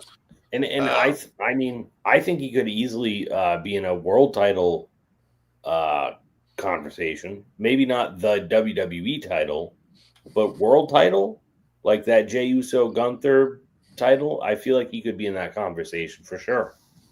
Yeah, if Jay, I don't think Jay Uso's reign will be long. So whoever, he could lose it back to Gunther, or he could lose it to another heel at some point, and then a guy like LA Knight could easily swoop in and beat that guy, Right. whoever that guy is. Exactly. Our next match, the first thing we find out is that it's an interesting thing because Rey Mysterio apparently is injured, if that's legitimate, which I'm kind of guessing it was. But he's substituted for Rey Fenix. I thought it might be nice if Rey Mysterio escorted Rey Fenix to the ring, but he didn't. And That El that, Grande, that would have been nice. yeah, just to give Rey camera time. I mean, hopefully Rey is not so hurt that he couldn't walk to the ring. I don't And know. he could give him the rub. You know what I mean? It's a nice little rub for Rey Fenix. Yeah. And I think the fans would have appreciated that Rey Mysterio was there and Rey Fenix. For those fans that weren't Lucha Brothers AEW fans or whatever else Rey Fenix has done, I think, like you said, the rub of having, okay, this guy is kind of endorsed by the legend of Rey Mysterio and blah, blah, blah. And they're both named Rey. I mean, Yeah, like it writes itself. exactly. And I did think, I thought it was an interesting thing because this is a match that's kind of hard to predict who's going to win once we have this new match because Rey Fenix is brand new. I mean, he's 2 or 3 weeks in, right, to WWE. Mm-hmm. And typically when a guy who you have potential with is 2 or 3 weeks into it, then it's like, okay, you want to have him win some matches here. But you also have this really elaborate storyline, which is a funny storyline. And it's a wrestler that is typically a heel for the last several years, but typically is over as a heel. He's very valued by the fans as far as being a great worker. El Grande Americano, parenthesis Chad Gable. People really like Chad Gable, and they like seeing him be involved in stuff. And they like it when he's doing a comedy character because this is a very versatile guy. And I think a lot of people in the Vince McMahon days thought that, you know, they had him playing with Shorty G or something stupid like that. Yeah. Right. So I think like, horrible. Yeah, I think that was a Vince thing. So I think it's not that he can't do comedy, but make the comedy funny. So now we have El Grande Americano. I think people are into this. I think there's so many things they can do. Now, hopefully it doesn't become the Chad Gable wipes out AAA altogether. Because they made the announcement that WWE has bought AAA tonight. Yeah, I saw that. Yeah. Right. So I hope that they can kind of separate the two, or if they put Grande Americano in with AAA, don't just have the whole AAA roster feed into ankle lock submissions to this guy. You know what I mean? Right. But would it be kind of funny? It would be kind of funny if they did that. But but I did think that this match did what it had to do. It had some high spots. I want to say that the match before it, going back to Fatu and LA Knight, it seemed like that was the match that got the crowd back after they yeeted themselves into oblivion. Yeah, right. So Grande and Phoenix, through no victory on their own, kind of benefited that the crowd was back for these guys. Yeah, I mean, honestly, this was the match that really kind of got me into, like, it got me back into it, really. You know what I mean? Because not that I yeeted myself to death, but I just kind of was already like worn out a little bit from a few of the matches before that, and I was like, you know, busy like making food and like cooking and stuff, so I'm watching it and doing that at the same time. And you know, at that point I was finally like done doing all my shit, and I was like sitting down and watching it, and that I just thought was a really good match though, because I think Rey Fenix is awesome, and I think Chad Gable's awesome. So and I knew right away when it was, because when the guy was coming down, or when they first, like, I don't know if it was when they announced it or they showed him on the screen or whatever, I thought he was going against the other guy that looks just like Rey Fenix. The hell's that guy's name? There's another guy that what? Not Penta. No, not Penta. He's in the LWO. What the fuck's his name? Oh. Isn't he? That's who I thought he was going against. Is that the I tag forget team his. champion, the NXT tag team champion? I'm not sure. I'm not Yeah, sure. yeah, He's in the LWO, and I forget his fucking name. Uh, I for some reason I keep thinking Ultimo Dragon, but that's not his fucking name, obviously. But that's who I thought he was going against, whoever that fucking guy is, whatever his name is. right. And I just thought that this match was really good. And it's funny too because Dragon Lee. Dragon Lee, that guy, exactly. That's who I thought it was. And then when I saw that it was Ray Phoenix, I was like, oh, all right, cool. This is actually way better. And because I was a big fan of Lucha Brothers in AEW. Like I Yes, thought that they were really good. And so I thought this match was really, really good. And it's funny because when they first brought out that El Grande Americano guy, that was like 2 weeks ago or something, I didn't think it was Chad Gable at first. okay, Like I'm looking at him and I'm like, I know that they want me to think it's Chad Gable, right. but I'm looking at him and I'm like, I'm not sure that that's Chad Gable. And I've been questioning it the whole time. But then tonight I kind of like I was looking, I was kind of like, no, I think it probably is Chad Gable for sure. I think I'm just probably playing tricks on myself or something. But either way, needless to say, I thought that this match was really good.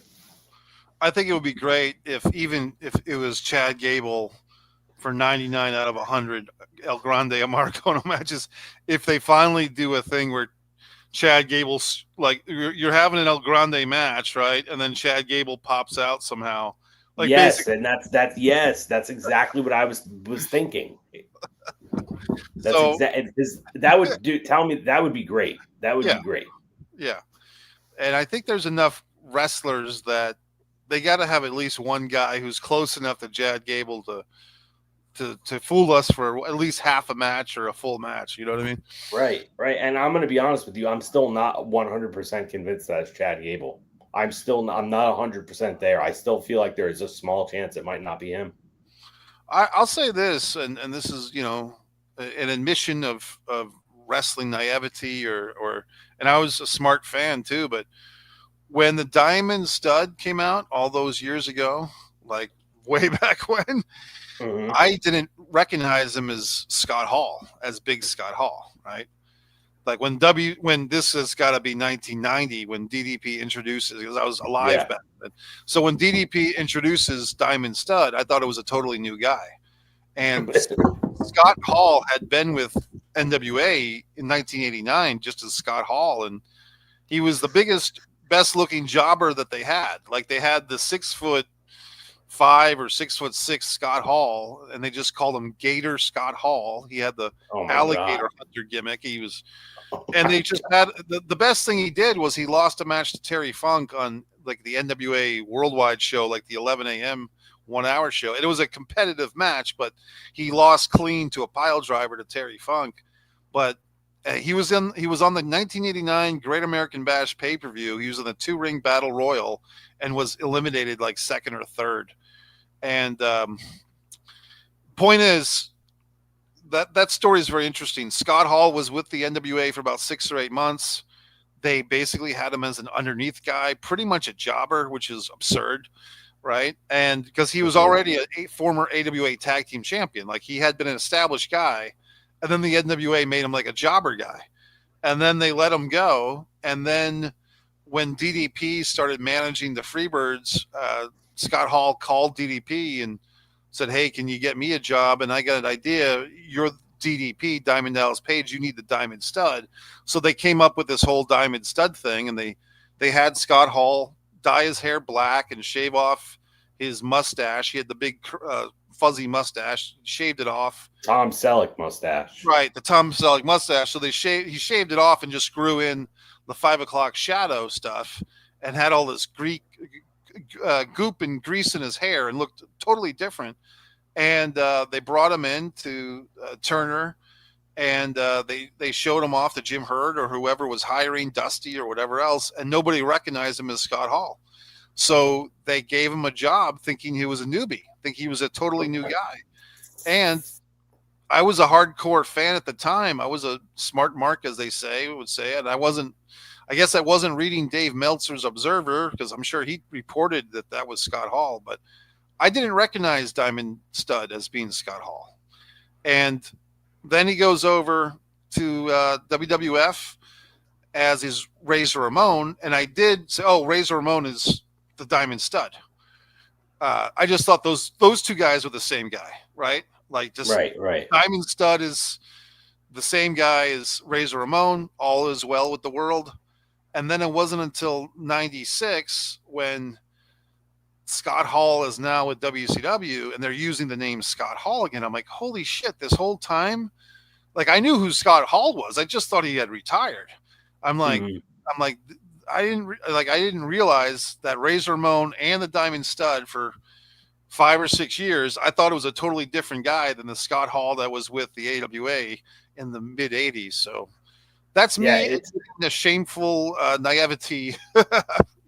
it's weird to me, bro, because it seems like I don't know what it is too. I don't know if it's because now we have like these ultra high def TVs and shit with better cameras that they use or what, but it's like, dude, it seemed like it was so much easier for them to do that back in the day. I don't know if it was because I was a kid, maybe too, but like the story that you're describing right there, I feel like that's happened to me so many times back in the day where they re-debut a guy and you don't fucking realize that like I was thinking about this the other day. Papa Shango, when he turned into Kama, Right. I didn't realize right away that that was fucking Papa Shango.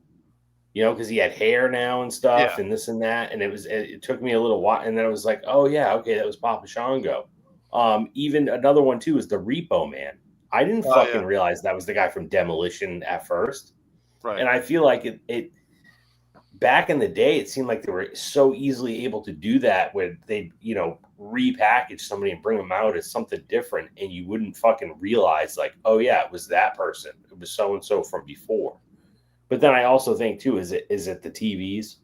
Because you probably couldn't see them as well back then or something, or it was more fuzzy. Did that make a difference? Well, I think I thought you were just going to say my answer, which is back then you didn't have the immediacy of social media ruining Well, everything. yeah, of course, of course, of Yeah. course. Yeah. And I mean, and I'm saying like I'm taking social media totally out of it when I Okay. say that. Social media it kills everything. Um, but like, yeah, like if you weren't on social media, I feel like it still seems like they can't do it as well today as they did before, where they could just repackage somebody and bring them out, and you not know that it used to be so and so from before. Yeah, I think the Repo Man is a good one, and I've watched shoot interviews with Barry Darsaw, who was Demolition, Smash, and also the Repo Man, as well as the Blacktop Bully, and all these other wonderful characters. I had a YouTube short for a while that was 15 seconds long, where I drove through like 5 of Barry Darsaw's gimmicks, and it was like that dude was a real handyman, like a guy that he started off as Crusher Darsaw, became Crusher Khrushchev, was teaming up with Ivan and Nikita Koloff, did that for like 3 years. He went into Demolition, then he became the Repo Man, then he went back to WCW as the Blacktop Bully, and then he ended WCW as a golf playing gimmick, which like is he wasn't on TV a whole lot, but he had like a golf player gimmick. That's horrible. Yeah. And like the gimmick was like like on the Price is Right, or just guys in an office will have like a little cup, and like they'll have the golf ball and like a little Yeah, green thing. yeah. So he would put that in the ring and like challenge his opponent to Oh like my. have a putting contest with him. And then of course, if once the other guy putted, Darsaw would beat the shit out of the guy with the golf club. That's good. I like that. I like that part of it. And he did Wait, it. was that WCW? That was WCW, and it was the Nitro era, like Really? '96. Yeah, and they just he was doing like the Saturday night show and like the Saturday morning shows. Like he was a not ready for prime time player. Like he was doing this on the syndicated shows. They never put him on Nitro. I never saw that. Dig it up. I'm It's gonna up. have to look that up. Yeah, yeah. So the thing with Repo Man was apparently the way that Barry Darsaw tells the story. The mass superstar Bill Eadie, who was I always get the names mixed up. Bill Eadie was Use Axe, Axe, right? yeah, And Brian Adams was the new one, Crush. But basically, Crush, Axe was out.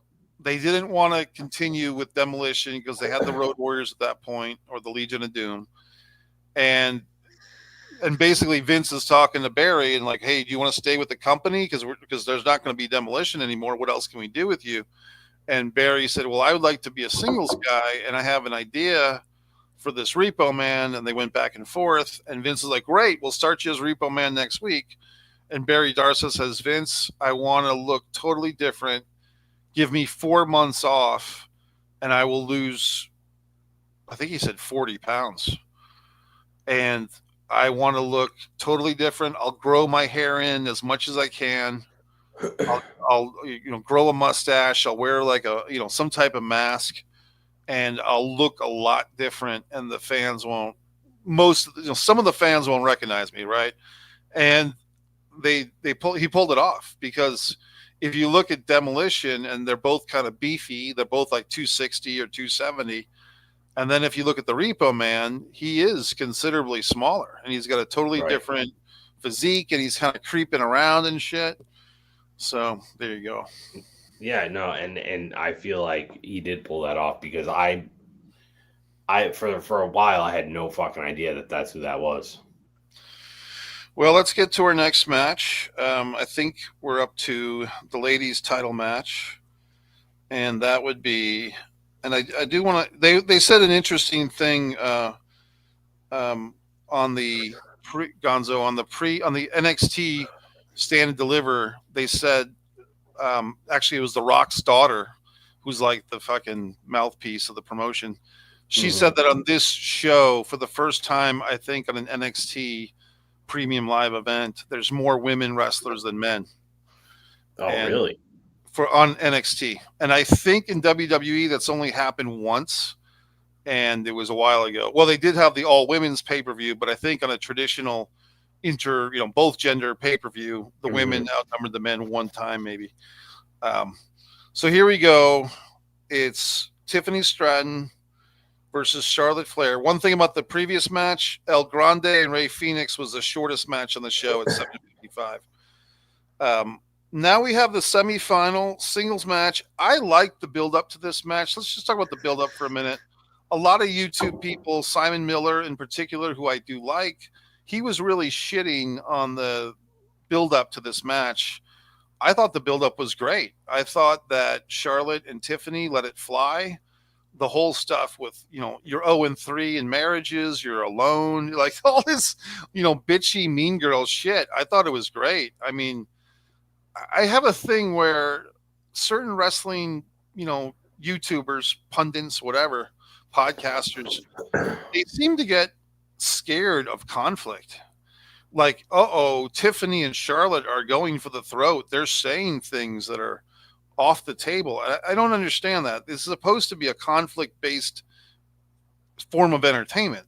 It's supposed to be people insulting each other, right?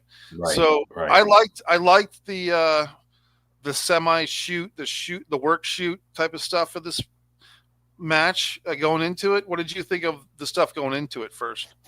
I mean, I liked it too, and I thought that they were able to generate some pretty serious buzz on this match because people were, a lot of the talk over the last two weeks, I think the last 2 weeks was, oh, they really have beef, or how much of that was a shoot, or oh, Tiffany wasn't really supposed to say that, and this and that. So like there was just all this different stuff online of people, everybody putting their 2 cents in and these like conspiracy theories about it, and was it real, or how much of it was it real?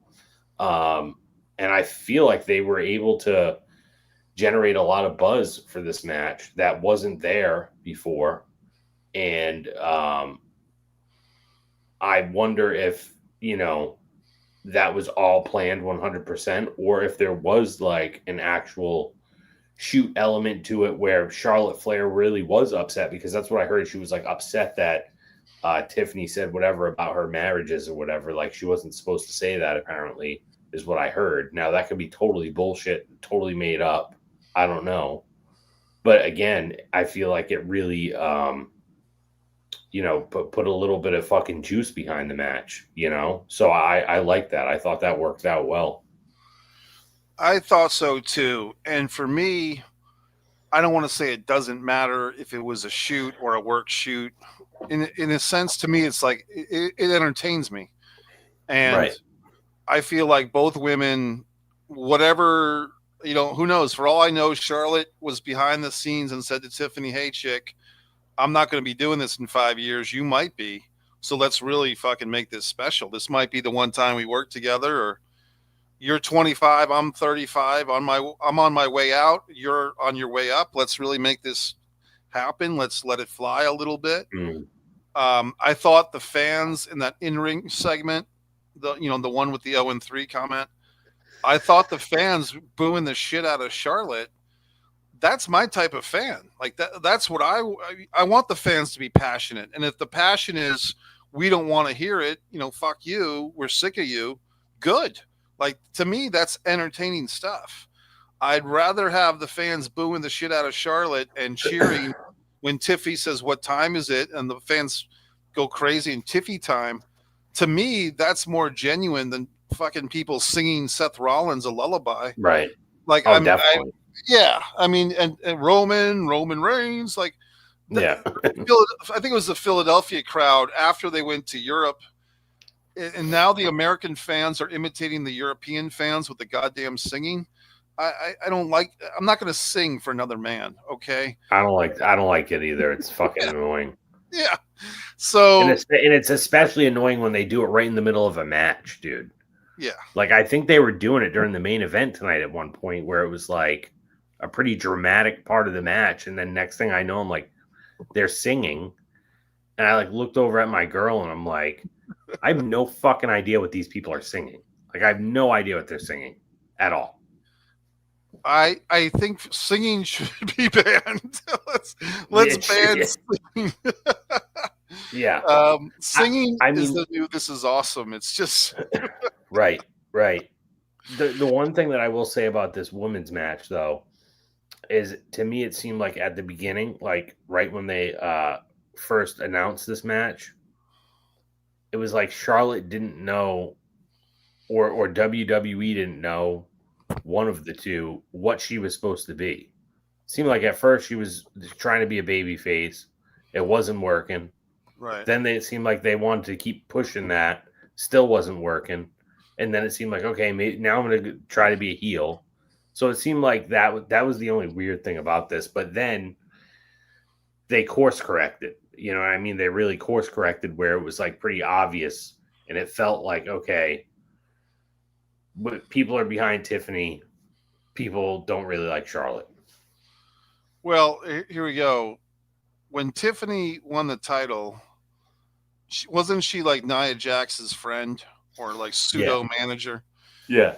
But Tiffany also had won the Money in the Bank, so the tension was: is Tiffany going to turn on Nia Jax, or is she just going to wait until Nia Jax loses it to a baby face, and then so that when Tiffany basically stabbed Naomi Jax in the back, which would technically be a heel move, the fans were behind her because they hate Nia Jax. Right. And Tiffany's the big titted blonde who everybody wants to fuck, right? So even Right. the male fans want to have sex with her, and the female fans think she's adorable or whatever, right?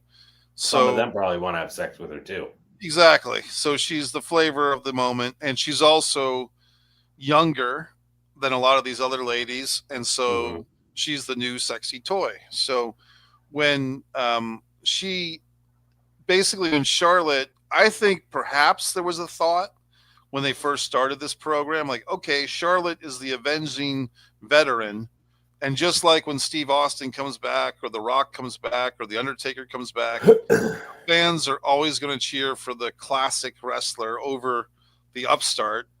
But this time, I think it's actually the fans now are slightly different, at least, than 10 years ago. Some percentage is new, right? And Hmm. Tiffany is now their toy. Tiffany is now their hero. And Charlotte just seems like someone that's been shoved down their throats for too long. Like you might as well bring out the Bellas and have them in there. You know what I mean?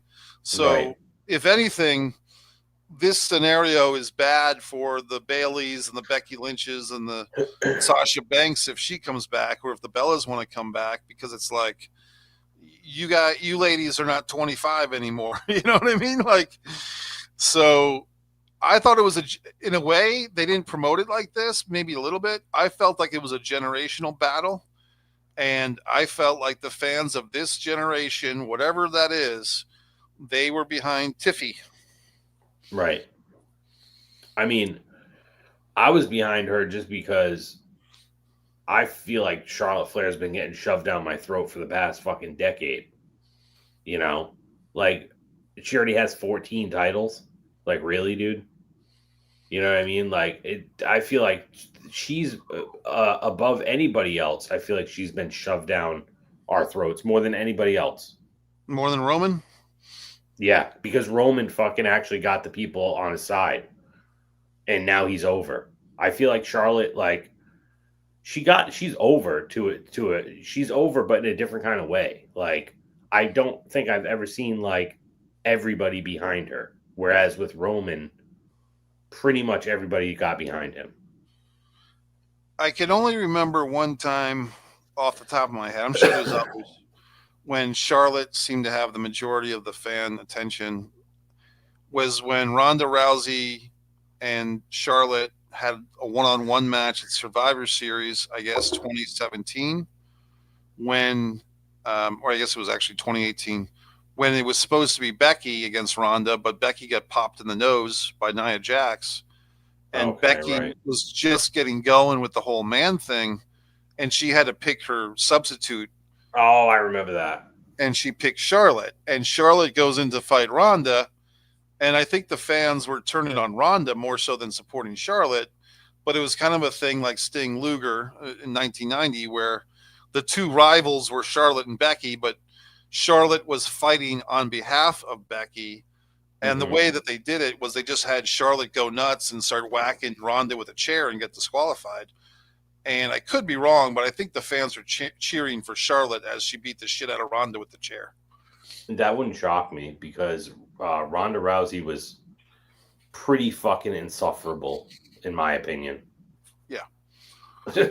So we got one thing with Charlotte. Also, this whole thing about this is the first time in 20 years that Cena's been a heel.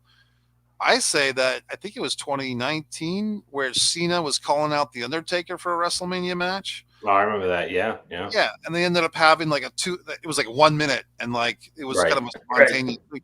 But I mean, if I were to quantify it, I would say that definitely Cena was the heel in that program, and Taker was the babyface, right? I would agree. Yeah. All right. For this match, I think this is how I feel about it. The what's his dick? Wade Barrett was trying to put this thing over as a shoot. He was like, "Oh, as we say, there's serving potatoes in there." Like he said something with the word potatoes. I didn't. I thought it was just sloppy. I thought that. I don't think it was because they were trying to potato each other. I just think these two ladies weren't in sync tonight. And if I had to pick one of the two, I would probably say that maybe Tiffany's nerves, just trying to do too much, perhaps. I think this was a match similar to some of the other matches that I had a bigger point where there was a lot of stuff tonight that just felt too choreographed.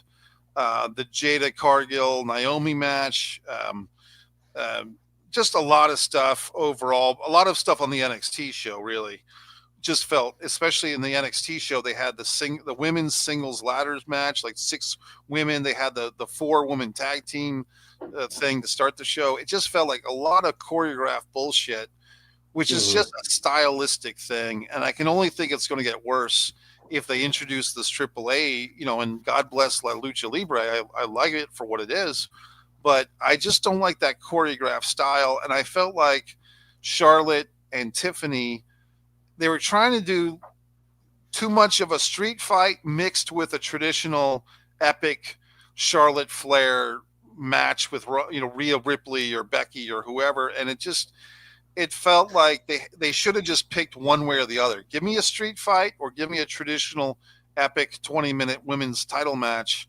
But when you try to do both and you're trying to mix in these flips and all this really pretty stuff with the beating stuff, it's too much for one match. I would agree. I would definitely agree with that. I did on the upside. I liked, and they did this with the in-ring debate from a week ago, the 0-3 debate. I thought that having them wearing similar outfits, I thought having the similar outfits, I think was a good choice. I think it's because the subliminal messages they're trying to up each other, like two women who show up to the Oscars with the same dress.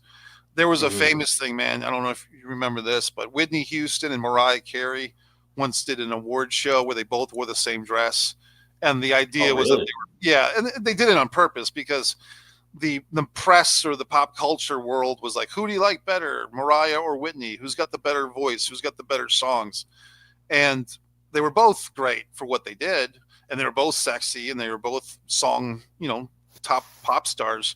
So they did this award show. It might have been the Video Music Awards or Grammys or something, where the two of them presented award, and they wore the exact same dress, and they had like a little Sable Tori Wilson type of moment. Interesting. I didn't know that. Yeah, look it up. It's cute. So I thought in this, and that's kind of a female thing, like it's stereotypical, but two women never want to show up at the party with the same dress. That's like a woman's thing. Right. So right. I thought that this was good with the outfits, the pink and blue. It kind of had shades of the butterfly belt, like to Charlotte, and the old butterfly belt was kind of pink and blue, kind of feminine and girly. I just feel like I wanted to like this match more. I felt like I was disappointed with this match. There were so many moments that was like Jade Cargill waiting for Naomi to jump, where these two ladies were not on the same page. I don't know if I caught or I thought I caught Charlotte kind of trying to talk her through or slow her down. I did kind of feel like Charlotte at times felt like she was dealing with an amateur. Maybe I'm reading too much into it, but it just felt like these two women were not on the same page. And 2 or 3 times, maybe more, there was a spot that they missed. And then instead of just wrestling through it, like there was one with with Tiffany bouncing off the ropes and going after Charlotte, and they fucked it up and they did it right again. I hate that. I hate when they miss a move and they just try to do it over. Yeah. It was it's horrible. It was disappointing. It was a disappointing thing, and I think it's one of those deals. If Vince were still around, and if he could, he would chop up this match and like get rid of 2 or 3 minutes. Because I think this is an instance where if this was a movie, I would go in there and I would know how to edit this thing. There's like a couple of moments where you just take out 30 seconds here, a minute there. You go to the crowd and you come back, and you could tighten this match up. But it's not a movie; it's a fucking wrestling match, and I felt a bit let down. I mean, that's fair. Because as much as I did like how they got some steam on this match and all that stuff beforehand, I felt like it kind of underdelivered because it seemed like once they got in there, it didn't feel like a blood feud to me. You know what I mean? It didn't feel like they really fucking hated each other. So I feel like that's kind of where it went off the rails. But and if I remember correctly, the way the match started was, I think Charlotte maybe like tackled her, and they were like, cat fighting right away and stuff. So it was like, okay, cool. Like maybe they're actually gonna go in that direction where it's like these girls fucking, hate each other, ripping hair out and all this other stuff or whatever. And it seemed like it started that way for a brief, moment, and then it went into whatever, which turned into the choreographed type, overdone match. Yeah, exactly. Yeah, and that's similar to how I felt. Like, pick a lane and stick with it. We're having a street fight or we're having a regular epic match, and it felt like they were trying to mix too much into it. And I think even, I think it was Barrett on commentary said like about Stratton, trying to do things that are too pretty. And he was saying it in the WWE way of saying things, but from my Right. point of view, it was a thing where not only Tiffany, but a lot of people on this show, it seems like everyone was going to the top rope, and 60% of the time, whenever they did, the opponent had a counter for it. And it just, I don't know, it didn't work for me. And Tiffany winning, I thought was fine. I kind of expected Charlotte to win, and then Tiffany could chase her until SummerSlam or whenever. But at the end of the day, Tiffany retains, and of the championships, I guess 3 out of 4 changed hands. Right. Right. Uh, which one? I'm trying to think which one didn't. Tiffany and Charlotte. Right. Oh yeah. Right. Right. Tiffany and Charlotte. Right. Yeah. Um, you know, that's the thing too. Is that's the one thing for me that has kind of been my knock with Charlotte is, as you know, she's obviously a great athlete and obviously like it's in her blood and all this other stuff. She's great, but I feel like she's kind of always, that's been my one knock on her, is I feel like throughout all of her matches for all the time that I've watched her, that type of stuff where like spot gets messed up and try to go fix it, redo it right away, or uh I'm gonna stand here and wait for you now. I feel like she's been guilty of that in her matches. I feel like the whole time that I've ever been watching her, it seems like that type of stuff happens in her matches kind of often. I don't know if it's just me, but that's kind of what I've thought. I'm not arguing with you. I never thought of that before with Charlotte in particular, but I have a feeling you're correct. And my feeling on top of your feeling is I think that's how they're being trained in NXT, because as far as I know, 100%, yeah. yeah, Charlotte Flair, Ashley is 100% WWE system. I don't know if she was in Florida Championship, but her whole deal with NXT, she's never wrestled outside of there. And I think with the NXT in-house system, the downside is these wrestlers have never wrestled in a high school gym. I mean, they kind of Right. have with NXT house shows, but they haven't been outside the safety net of the WWE. And I have a feeling that whoever's training these people, Fit Finley or whoever, they're telling them, if you miss a spot, just do it right after. Just just do it again. And I think that's not the way that you and I grew up as wrestling fans, where if Tully Blanchard missed the slingshot suplex, he would just do a knee lift instead and then figure Yeah. something out. And Yeah. so anyway, it's that adherence to, we have to get our shit in, brother. We have to get our spots in. We have to get this choreography in. I saw that in the main event coming up, so let's get to that one. But hey, thanks for doing Okay. this. 2 hours, and we're just getting to the main event. The main event was Wait, 30. no, I think you were already going for almost an hour before I came in, though. I went for about half hour because I was talking about Oh, a San half hour. Okay. Yeah. So let's talk about this main event. And there was a moment at the end. Okay, I want to pat myself on the back. Not that I'm getting any money from anybody. I did predict on Dan and Benny in the Ring like 2 or 3 weeks ago that I thought that basically Seth Rollins being with Heyman was probably going to happen. I said it last night. I did a Hall of Fame review at 5 o'clock in the morning, and I said that I believe Heyman and Seth Rollins were sitting next to each other at the Hall of Fame. When Seth Rollins did his SmackDown promo, he was sitting in the middle of the ring, and he said something like, at the end of his promo, which he quoted CM Punk a lot, he said, "That's not a promise. That's a spoiler." Oh, yeah. Yeah. I saw that. So yeah, so the writing was on the wall. I'm sure other people predicted it as well, but Seth Rollins teaming up with Heyman to win this thing with the double punches to the groin.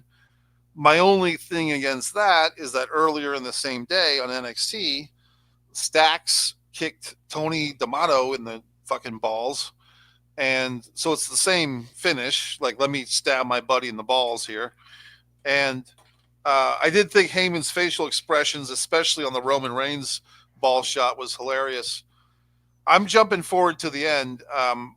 We're going to jump back to the beginning of the match. There was a moment where I saw these guys right before Heyman got the chair. I saw these guys kind of whispering to each other. Like Punk, I think, was picking up Seth by the head, and I could see them taking a moment where it was like, okay, guys, let's do the finish. And Mm-hmm. then they did like a little three thing move where like everybody, I think it was that like Seth did his finisher on Punk, and then Roman charged in. Like Punk did the go to sleep on Rollins. Rollins doesn't fall to the ground. He goes against the ropes. Roman comes in and spears Punk. Then Roman's face down, and Seth, who's still weary from getting gone to sleep, puts the stomp on Roman. And when that all happened, and Punk, and then I'm like, okay, they're going for the finish now. And then Heyman goes to the chair. It's like, okay, we're wrapping this thing up finally. Right. Up until then, what did you think of the match, like the first 20, 30, or even going back to Punk's vignette before he came in? What were you thinking as when this thing got underway? Well, I do want to say this because I haven't had a chance to say this yet, and you just reminded me of it. One thing that I loved about this show was the video packages. I thought the video packages from fucking top to bottom on this thing were fantastic.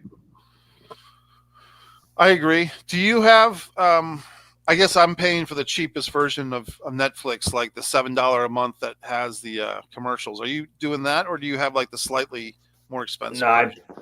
I have like the $10 or $12 Peacock that doesn't have the ads, Yeah, that's right. and I and Peacock. I couldn't take the ads, dude. I switched maybe like a year or two ago, and it was like, dude, I'd watch something on Peacock, and every fucking 4.5 minutes there'd be an ad, and I was like, I can't take this, dude. There's like a million fucking ads.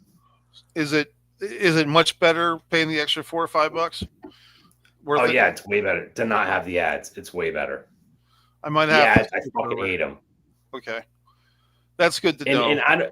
I don't know what it is though, because it was like, I have like Hulu, and I have ads on that. I have something else and I have ads on that. But for whatever reason, the Peacock, the ads were like way worse. Like there was so many more, it seemed like.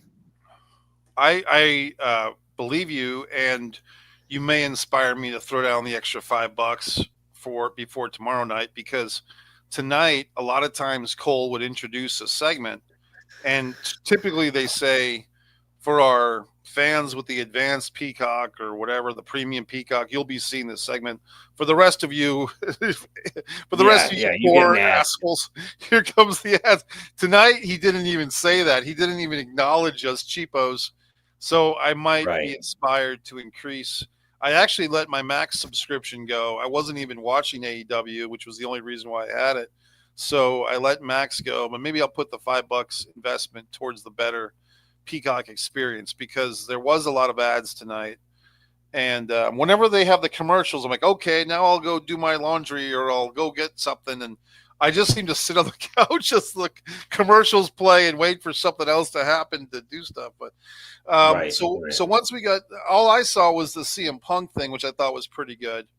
They were showing like his The Florida, video, you mean? yeah, they were showing Yeah, him yeah, in ECW and stuff, and yeah. like the WWE ECW. Once the match started going, and we have Heyman and we have Roman with the Udafala, and what did you think of all that stuff? I loved it, man. I thought the the the storytelling and the psychology of this was fucking great. I loved him taking like I think Roman is just so good uh with like his timing and just his facial expressions and all that stuff. Like he's so good with it because before he even like touched the umafala, whatever the fuck you call it, before he even touched that or before any of that even started, it was like I already could sense that that's where it was going. Just the look on his face, it looked like, and he kind of like looked down for 1 second, and I'm like, he doesn't have Heyman to give the thing to. He always Right. gives it to him. And then sure as shit, then he like, was looking at him, looking in the whole thing. And then it started up where he was like looking at him like, who am I going to give this to? So I really like that a lot. And I felt like the whole the whole match, the whole thing was good like that. Because I don't want to jump too far ahead, but then there was something else at the end that I felt like was a nice little tie-in too. Would you go ahead and say that? Go ahead. We'll jump around. When after Paul Heyman did fucking CM Punk dirty, Yeah. and then Seth Rollins is over like getting up or whatever, and it was like the same situation. And they kind of did this last year too, though. During the Cody match, they did the same Yeah. kind of thing, but it was the same situation as when fucking Rollins turned on the Shield and shit. So I liked how they kind of tied that in there and stuff, and then Paul Heyman fucking screwed him or whatever. But yeah, I liked how they tied all that stuff in there. I thought that was really good. I keep hoping.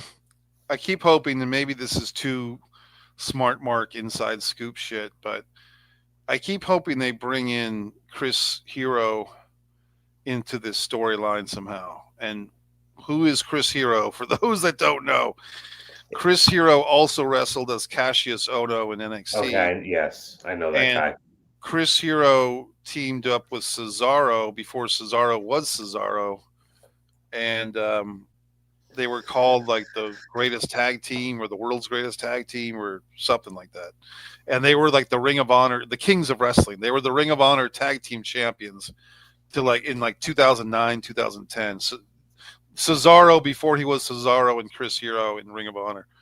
And he has a thyroid issue. Chris Hero does slash Cassius Ono. And so he's not in really good shape, but his wrestling IQ is very high. And I think they called him the wrestling professor for a while. But he was one of these guys that was like one of the veterans that they brought into NXT. And I believe the story is that in real life, behind the scenes, CM Punk around 2013 is like, hey, I'd like to bring up Seth Rollins, Cassius Ono, and Dean Ambrose to be my henchmen. Because Seth, because Punk was a heel champion and he wanted to bring those three guys in. And they said, okay, we'll do that. But they took out Cassius Ono and they put in Roman Reigns because the WWE, always has to put their spin on someone else's idea, right? Mm-hmm. So Cassius got benched and Roman got put in, and there you go. That's the Shield. So now that Ambrose is gone as Moxley, and I kind of have this weird vision of Tony Khan and fucking John Moxley walking into WrestleMania together. like if Triple H is really trying to be the benevolent dictator who reaches out to other promotions, the biggest forbidden door there is getting Tony Khan to come in, right? Yeah. So, but that not going to happen, as it were. If they somehow drag Cassius Ono in, who I don't even think is wrestling anymore, and somehow played off of him being the odd man out, like he's basically the Pete Best, like in the Beatles, right? So drag his ass into this. That's just the super smart mark in me, that's doing stuff that they would never do because 99 out of 100 people don't know who the fuck Cassius Ono or Chris Hero is at this point. It's funny that you say that, and I don't know if you know this or not, but whatever that was like a year ago when Tony Khan threw his little bitch fit and said, "Oh, I'm gonna release the fucking all-in footage or whatever of CM Punk, Jack Perry, and this and that." Yeah. The one of like one of the main guys in that footage was Chris Hero. Oh yeah. Did you know that? No, no. So when did you saw that video Yeah, though, right? You saw I when did. they Yeah, okay. with Jungle So Boy. when Yeah, so when Punk and him are like talking to each other, and right to the right there is like their little gorilla position or whatever, and Tony Khan sitting at the table. The guy sitting on the side of him at the table is Chris Hero. And then when they started fighting, Chris Hero jumped up and was like, had a look on his face like, "Oh, what the fuck do I do?" But yeah, that was Chris Hero. I can say this, and it's one of the things I'm most proud of is Mike the Angry Wrestling Fan. In 2017, on the platform formerly known as Twitter, I sent out a tweet where I tagged Chris Hero, Cassius Ono, and I said they had a segment on the WWE Network about Cassius Ono, like a 15-minute mini doc on him, Mm-hmm.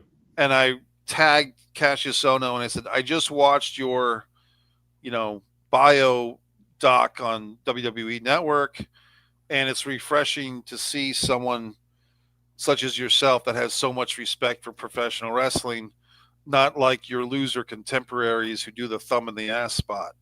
And I was Oh my referring God. to this thumb in the ass I thing, know that one. It's horrible.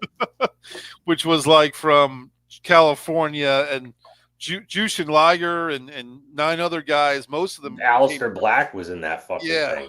Oh my God. It's actually like they're really top guys were in that. Yeah, And horrible, yeah, horrible. horrible. they're doing this. They're doing this goofy tag team match, like 5-on-5, where for those that haven't seen this atrocity, and Cornette's ranked on it, I've ranked on it, but basically all the guys do this weird train of sticking their thumb in the butt of the guy in front of them. So the only one that's comes out unscathed is Liger, I guess, because I guess he's got a thumb in. No, he's putting his thumb in somebody else's butt, but nobody else is putting their thumb in his butt or something to that effect. But in any regard, so to speak, Dude, it was literally like the human centipede gone wrong in a fucking wrestling ring. yeah, You know what I mean? Like, yeah, what the fuck is that? right. So And I people loved it. That's the other thing. The people are going crazy for it. It's like, man, really? that was the dark days of the Joey Ryan Dick spot, which I also rallied against. And look, who won that war? I think I did. Like I'm not getting paid to be a wrestler, but I'm still around, and Joey Ryan's gone. So Dude, I I think Joey Ryan was in the thumb spot too. he probably came up with it. Yeah, he probably Oh, was. yes, yeah, he probably did. So, but I basically I X'd that, and Cassius Ono slash Chris Hero was nowhere near the butt spot. I don't think he was on that show. He wasn't in the Thank match. God. And I tagged him and I said, and I basically mixed mojos. I basically put over Cassius Ono, but while I was at it, I had to shit on the rest of the business and basically say, like, unlike your contemporaries who do this ridiculous thumb in the butt spot, you seem to have respect for the business. So here's to you. And Cassius Ono's response, he actually, he's in NXT at the time. He responds, thanks for the compliment. I'm always willing to receive a compliment. Thank you. But the thumb in the butt spot was one of the best things to happen in pro wrestling history. So then we're off to the races. And I think that was his one and only response. Like he didn't engage beyond that. But of course, I took the opportunity to write a bunch more shit. And I don't think I put in a video, but I think I texted back enough times and enough people jumped into the mix because now you got Cassius Ono, who's a legitimate NXT star, tweeting with some guy who's pissing on the thumb in the butt spot. And this has been immortalized on Reddit. Like there is a Reddit chain on this atrocity. And the only thing that sucks about the Reddit chain is that my original text got absorbed. Like you can't find the original text of the Reddit chain. Like nobody quoted it correctly, but you can see all the reactionary stuff between me and Cassius. And some people on there are like, well, who's this guy think he is? Meaning me. So they're basically just looking at my IMDb page and like quoting me. And, oh my God. and like some of it is like, they're reading my IMDb bio, which I wrote myself, of course, and they're like, "Is this guy even a human?" like this guy writes as if he's like what someone thinks a human should be, like what an AI thinks a human should write like. Oh my God! And then some people are like, this must be the biggest troll job. He's trolling all of us, and that's funny. That is funny. Yeah. So. There you go. So I think that's why I want Cassius Ono to come into the main event of WrestleMania 41 when nobody but me knows who the fuck he is anymore. Yeah, and that's the thing too. Imagine if they did bring him out, how many people would not know who he was? Right, but I would be probably the majority. Yeah. I thought this was a good main event. I thought it was worthy. I thought it was cool that a non-title match. It seemed to have higher stakes. I credit to the boys. Yeah. Credit to Heyman, credit to Punk, Rollins, I think, especially. And I'm not. Yeah. Yeah. So I mean, I thought this whole thing was well executed. I will give credit. I'm not the biggest Roman Reigns fan, but I think Roman Reigns, this might have been his best match in a long time, maybe his best match ever.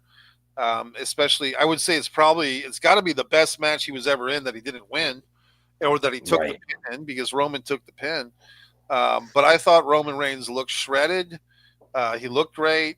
I liked his facial expressions were much more animated tonight, almost to a comedic level. But I thought Roman having like a tinge of barbarian, a tinge of madman, a tinge of psychotic, kind of going to the Jacob Fatu ballpark. But I thought Roman, I just dug this Roman Reigns tonight. I thought he was looking great.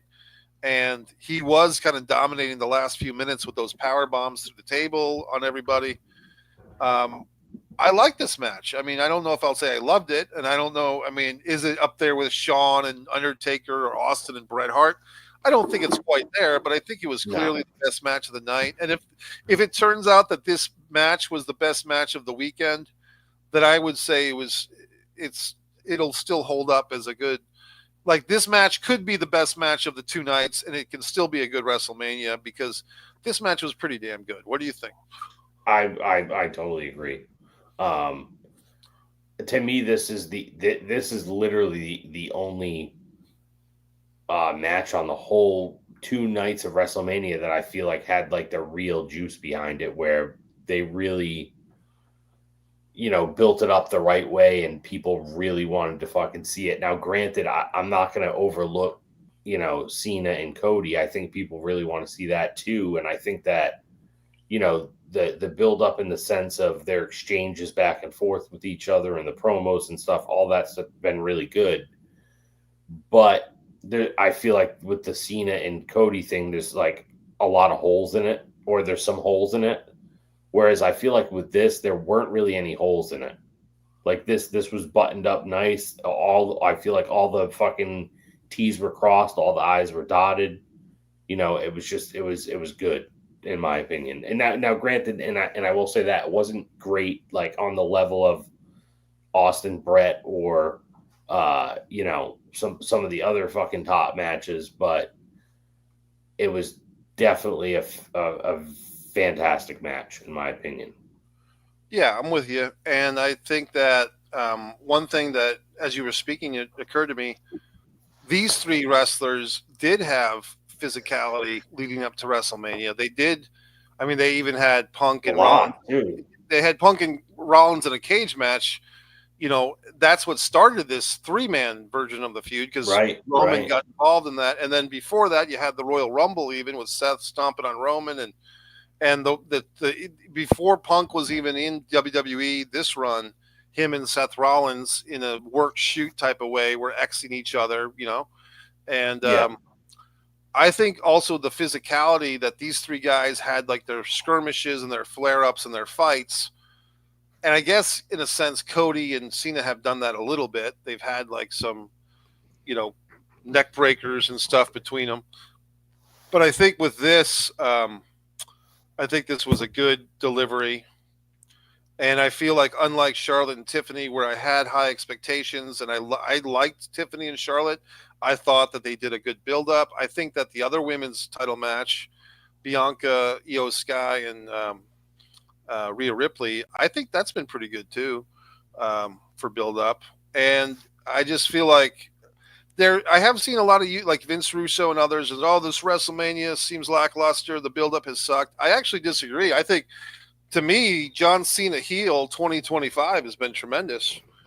And I'm not a big John Cena fan, but I mean, this is how you get me to be a John Cena fan, is turn him heel. And Cena as a heel has been good. I guess we can segue. If you have anything more on this match, go ahead, but then we can segue into tomorrow real quick. No, I think we covered this match. I'm good. I'm good for that. Okay, so just looking forward to tomorrow. Off the top of my head, some questions. Main event. I'm going to go ahead and predict Cena winning the title, and this is how I kind of see things. Like, what's more interesting? You know, A while ago, it's more interesting if The Rock beats Cena. If the Cena beats The Rock, it's like so what? But if The Rock beats Cena, it's more interesting. Two years ago, it's more interesting if Roman retains over Cody. You know, because we all think Cody has to come in and win the title right away. But if he doesn't, where do you go from here? I think with this, if Cena says, I'm going to retire the title, I'm going to walk away from wrestling, I'm going to, and then, oh no, Cody's got to beat you. But if Cena is still going to wrestle on these other premium live events for the rest of the year, what has more juice in my book, with Cena with the title or without the title? And I think that you could have Cody chase, you could have CM Punk chase Cena, you could have Roman chase Cena with the title. There's so much more you can do if Cena wins tomorrow night, and especially wins the title. What do you think? I agree with all that. I think that Cena should win the title. I think that he should. They should, obviously, if he wins, they're going to make a big deal out of the 17-time champion, and he broke the record or whatever. So I think that that's a good reason to do it, or one of the good reasons to do it. But yeah, like you said, I think that you have way more places to go with Cena having the title, and you can always circle it back around to where Cody gets it back from him at some point, or Cena drops it to somebody else and then Cody gets it back eventually, or maybe they just go in a completely new direction with having Cena, give somebody the rub, put them over, and then we have a new champion and hopefully a bigger star or a huge star after that. So I agree. I think that having Cena win it is definitely the way to go. Because I mean, if Cody wins, then what the fuck do you do now? Like, really, what do you do now? I don't know what you do. I mean, he's already had the belt for a year, and some of the feuds in this year or whatever, a couple of them have been kind of like, a little bit, not quite up to par, I would say. Although I think he's been a very good champion. Um, but yeah, I think giving it to Cena is definitely the way to go. You can, it opens up a lot of avenues of things that they could do.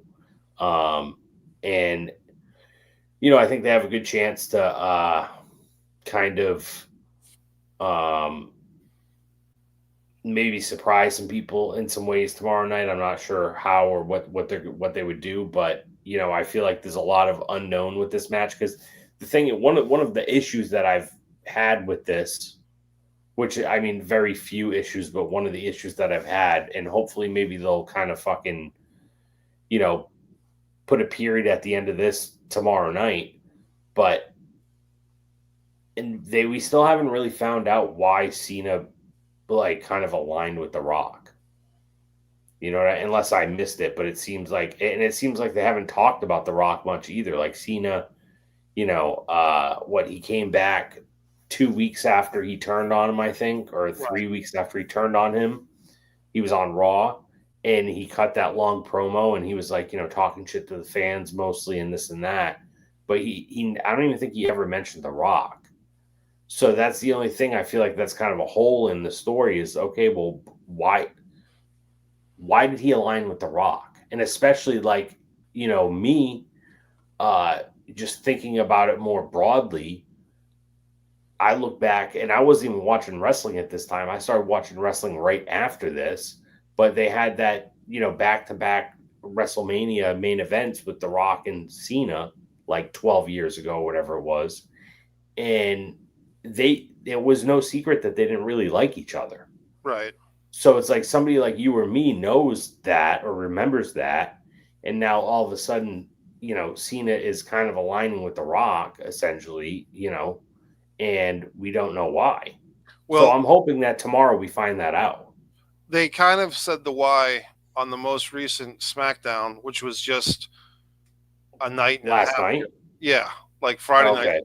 Okay, And I missed that then. I don't have USA Network, but I watched the replay on YouTube after, and they basically Cena and Cody are having another face to face, and I thought once again Cena was doing great mic work, and he basically said, I saw this though. I just want to say I saw this thing last night, but I didn't see I missed whatever your saying they told us why or whatever. I missed that part, but I did see the face to face, and I thought it was great. But anyway, continue. Well, I believe Cena said, when I won the Elimination Chamber and when I stood there and I listened to you Oh, deny The Rock's invitation, that's when I knew you were naive and stupid, because you were putting these people ahead of all the great opportunities that The Rock was offering you. mm-hmm. And basically saying The Rock was giving you the keys to Hollywood, as I have taken Dave Batista, which is kind of unspoken, but Batista, myself, The Rock, we've all left these asshole wrestling fans that are now catering to the asshole movie industry. And The Rock was offering you that same golden ticket, my boy, and you think that you're too good for the ticket. You think that fans mean something, and these idiots don't mean anything. So that, I think, and he didn't say The Rock's name. I think he put The Rock's name in there. My feeling with this feud, on my YouTube feed, the things that are suggested to me, about a week ago, I got this Mid South Wrestling 1984, Mr. Wrestling 2 turns on Magnum TA. This storyline I've heard of. I don't think I've ever seen all this footage. This is from 1984. So what's that, 40 years ago? Basically, 41. yeah. In a nutshell, the storyline is like this: Junkyard Dog is the Mid South North American champion, which was their number one title, right? So this is the Bill Watts Federation in Oklahoma and parts of Texas, with Jim Duggan, DiBiase, uh, Mr. Olympia, all these kind of tough Mm-hmm. guy wrestlers. The Junkyard Dog is the champion. They always kind of make a big deal that Junkyard Dog was black because he was seen as a hero for the black people in Louisiana and Texas and Oklahoma, but he was really a hero for everybody, right? Mm-hmm. And they also use this to say that Bill Watts wasn't the racist that people think he was, because he was promoting. Not only did he promote Junkyard Dog, but in '92 he made Ron Simmons world champion. But in any event, here's Junkyard Dog as the champion, but on the subtext, they know that Junkyard Dog is headed out because he's going to the WWF. So they've got to work a way to get JYD out of there, but they still want to keep him strong on the way out because the fans love him, right? So Mr. Wrestling 2, who's this mass wrestler, you probably see the white mask with the black around the eyes and the mouth. Yeah. He's a tag team champion in Mid South with Magnum TA, who at the time was a young guy, but he was up and coming. He had the Tom Selleck gimmick with the black vest and the mustache, and he looked like a smaller version of Scott Hall. Like he came before Scott Right. Hall, with the same look. So him and 2 are the tag champions, and what they've decided, something happened where like they had a fan poll, or the commissioners, the board of directors had a vote who should be the next challenger for the Junkyard Dog. JYD was a babyface, and somehow whoever decided it, the commissioner or the fans, chose Magnum TA, who's like this 23-year-old young wrestler. He's one half of the tag team champions. So now they're promoting the young, good-looking babyface against the established babyface for a title match. Mr. Wrestling 2 steps in, who's the tag team champion with Magnum TA, and says, wait a minute, I don't like this one bit. And they're basically like, Mr. Wrestling 2 was kind of the coach, like the player coach with Magnum. And Wrestling 2 is like, I don't think this is fair. I should be getting that title match. So then they go through this whole thing. And Mr. Wrestling 2, who's been a babyface for about 20 years and is probably 50 years old in real life. But basically he's saying, I don't think Magnum TA, the rookie, can beat the Junkyard Dog, but I can beat the Junkyard Dog. So Magnum TA, being the white meat babyface, actually steps aside and says, you know what? I have plenty of opportunities in the future. Mr. Wrestling 2 has been so good to me. He's taught me everything I know. I'm going to step aside and let him wrestle the JYD. So then they go to the arena footage. They don't have a pay-per-view. It's just good old-fashioned house show stuff. But Mr. Wrestling 2 is wrestling Junkyard Dog in what's supposed to be a babyface versus babyface match for JYD's title. and Mr. Wrestling 2 puts a foreign object in his knee pad, and knee lifts the JYD and pins him for the title. And now Mr. Wrestling 2 has turned heel on JYD and through circumstance Magnum TA. So they start a feud between Magnum TA and Mr. Wrestling 2. They somehow give up the tag team titles and we're off and running. And JYD quietly leaves Mid South and goes off to the WWF. So it's kind of a thing that it served all these different purposes. We get the tag team belts off of these guys. They put them on the Midnight Express with Jim Cornette. They make Magnum a bigger star than he was. They elevate him from the tag team rookie guy to the singles champion. They make Mr. Wrestling 2 more interesting because he goes from the boring old farty guy, farty old man, good guy, to a vicious heel with a loaded knee pad, and they make things exciting, right? And when at the end of the storyline, they wanted to put Mr. Wrestling 2 back to babyface. And the way that they did it, because they wanted to, Mr. Wrestling 2 was a career babyface, so going heel for 6 months was okay, but they needed to switch him back. So the way that he did it was they said Mr. Wrestling 2 has revealed that the whole time he feuded with Magnum TA, he purposely did it to teach Magnum TA valuable lessons that you can only trust yourself in pro wrestling. You can't look to anyone to be your father figure. You have to do things on your own. And I'm going to sacrifice my integrity and my own goodwill with the fans, Magnum TA, to make you a man. And that's how they got Mr. Wrestling 2 back. It's a good line. Yeah. And so when I'm watching that feud, I'm thinking about Cena and Cody Rhodes here. And it feels like that's a way that they could tie this thing up whenever they end it, which is Cena, after all the shit that he said about the fans and shit that he said about Cody, at the end of the day, he can say, Cody, I beat you for that title. You got it back from me in the Survivor Series. But this whole year that I've been screwing with you, I did it to see if you were tough enough to survive my wrath and if you were man enough to keep your integrity and to defeat me when I was at my worst. But I never meant any of it. I love these people. I loved your father. I love you. And now I'm retiring. So I see that they can really have a super out for Cena where he basically says, I took this one for the team because I needed to make you, Cody Rhodes, stronger than you've ever been before. I mean, that would be interesting. I think that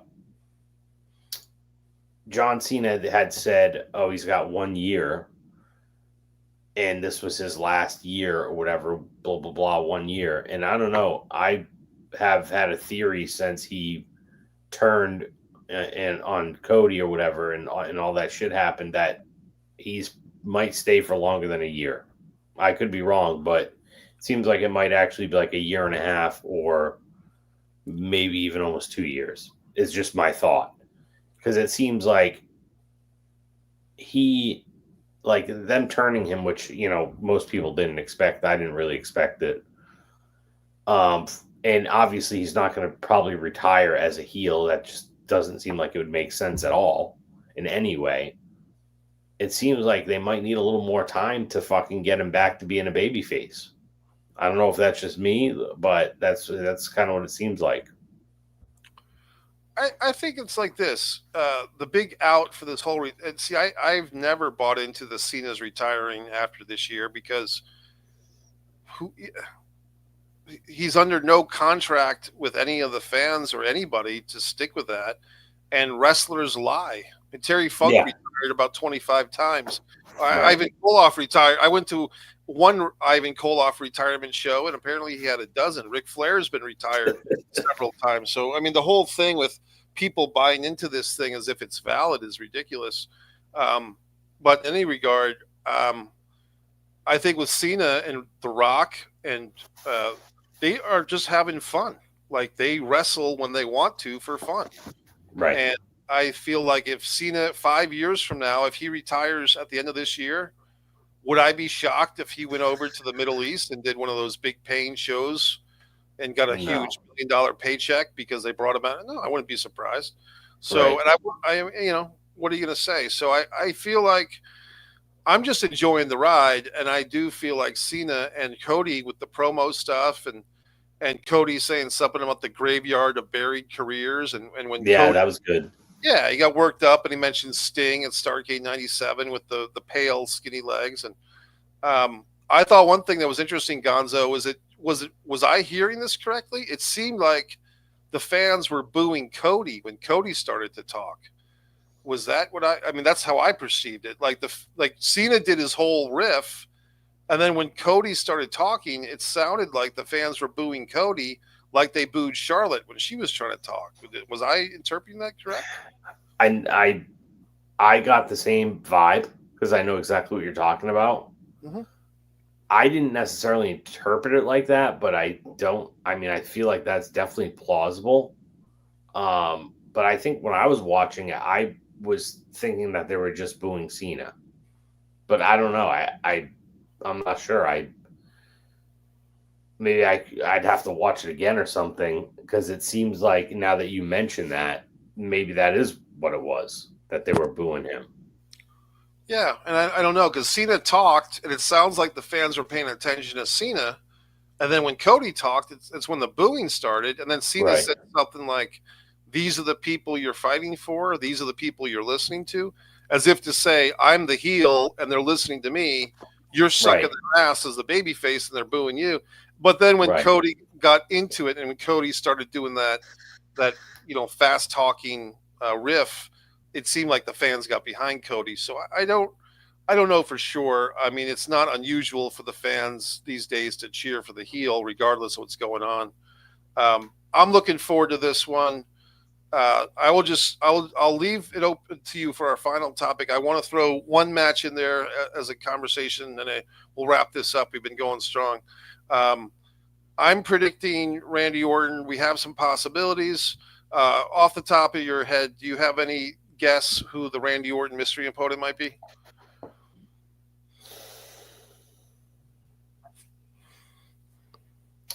My guess,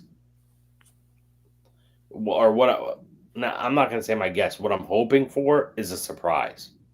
I'm Okay. hoping for somebody that we don't fucking expect at all, All like right. somebody that we haven't seen or somebody that they just re-signed or something. I feel like to me that would be the best case scenario for it to be a fucking surprise, and then it's like, oh shit, what? Like kind of similar to when Cody came back and Seth.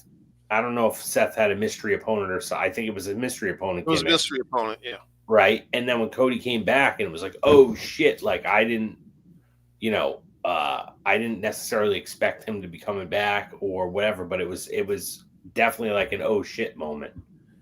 I feel like if we get one of those, to me that would be my favorite thing to happen for it to be a surprise like that, and somebody that we haven't seen in a while, or that is just being signed by WWE or left in like.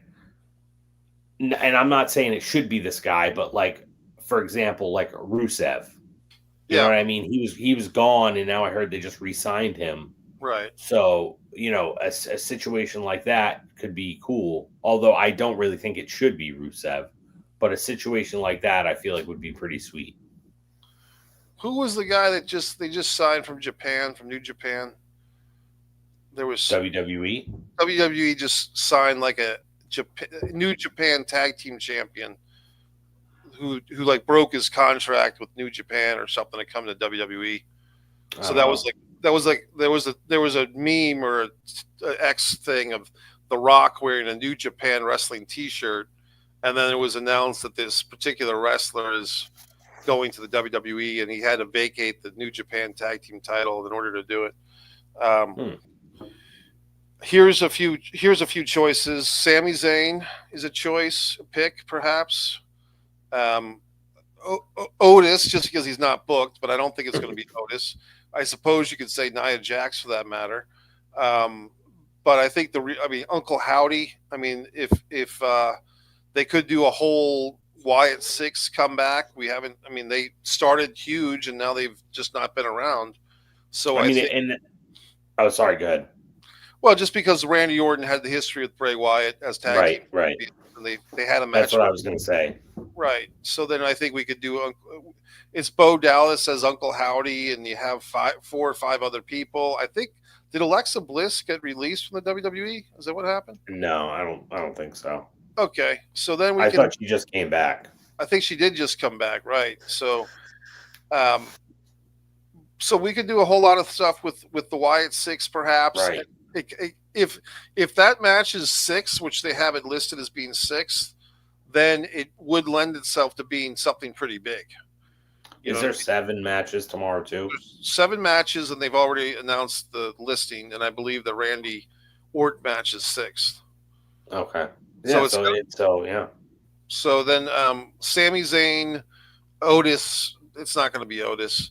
It could be Sammy. It could be okay. But here's my hopeful prediction. I kind of hope that it's the Uncle Howdy routine, but if not, I think the guy that Randy Orton gave a RKO to that could easily come back is Nick Aldis. Right. Oh my God, dude! I didn't even think of that. They- They've been. I've been hearing about that. That it might be fucking Nick Aldis. That's to me. I feel like that might be who it's going to be. Well, I Nick didn't even Aldis, think of that. he's been the figurehead president or whatever, the figurehead of SmackDown. He's done a great job. Apparently, according to Nick in a shoot interview, it was Triple H that offered him the spot as a figurehead guy, and basically Triple H said, "Look, we're going through a transitional period. It's not really a good time for you to come in as a wrestler.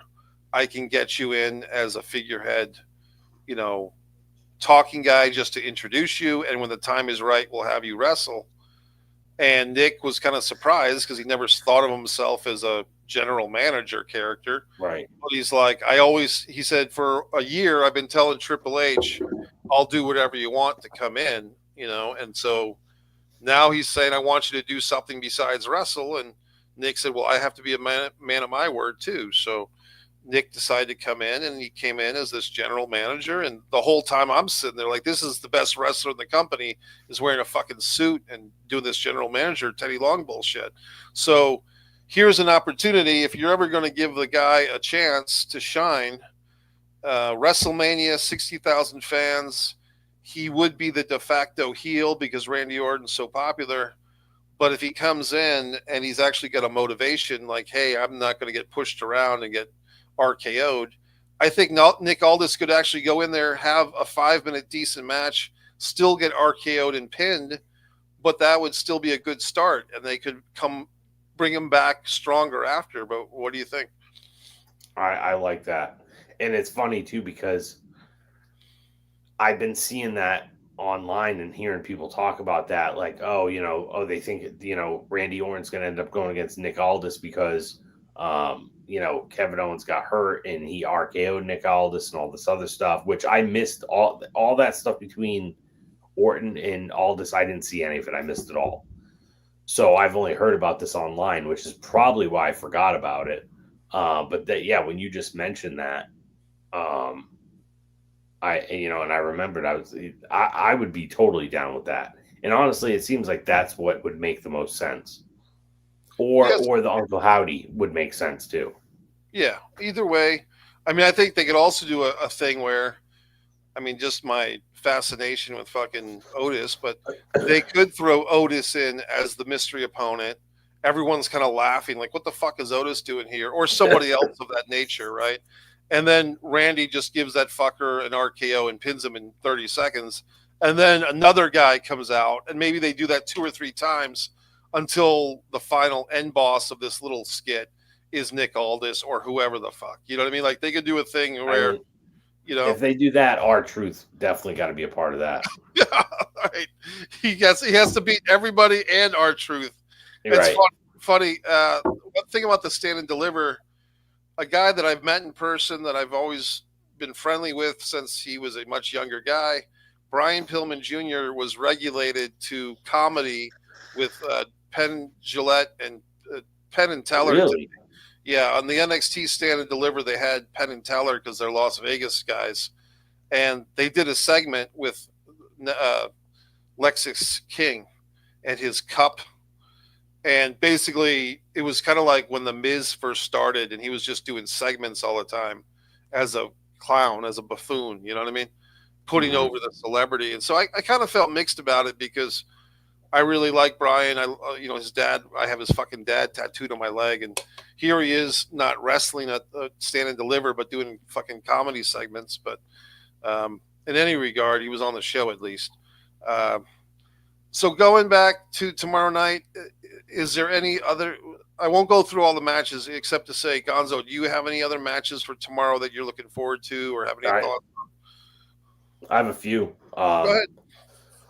I'm really looking forward to Priest and Drew McIntyre. I feel like that has a potential to be really good, so I'm looking forward to that.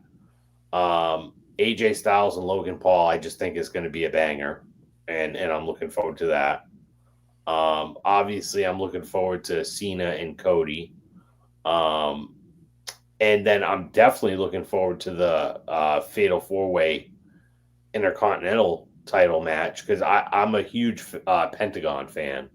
Okay. So and I feel like they've really presented him very well, and they've really that I feel like they couldn't have done it better with him so far. He's been winning matches. He's been wrestling better. Like it's not his matches aren't such a spot fest like they were in AEW. There's more psychology in his matches. He's selling better. Um, so and I feel like that one has a little bit of juice behind it too. There's been the uh, Trouble in Paradise with Judgment Day and Finn and Dominic. Right. So there's a little inner turmoil with that. Braun Breaker is just a beast. He's just great to watch any match.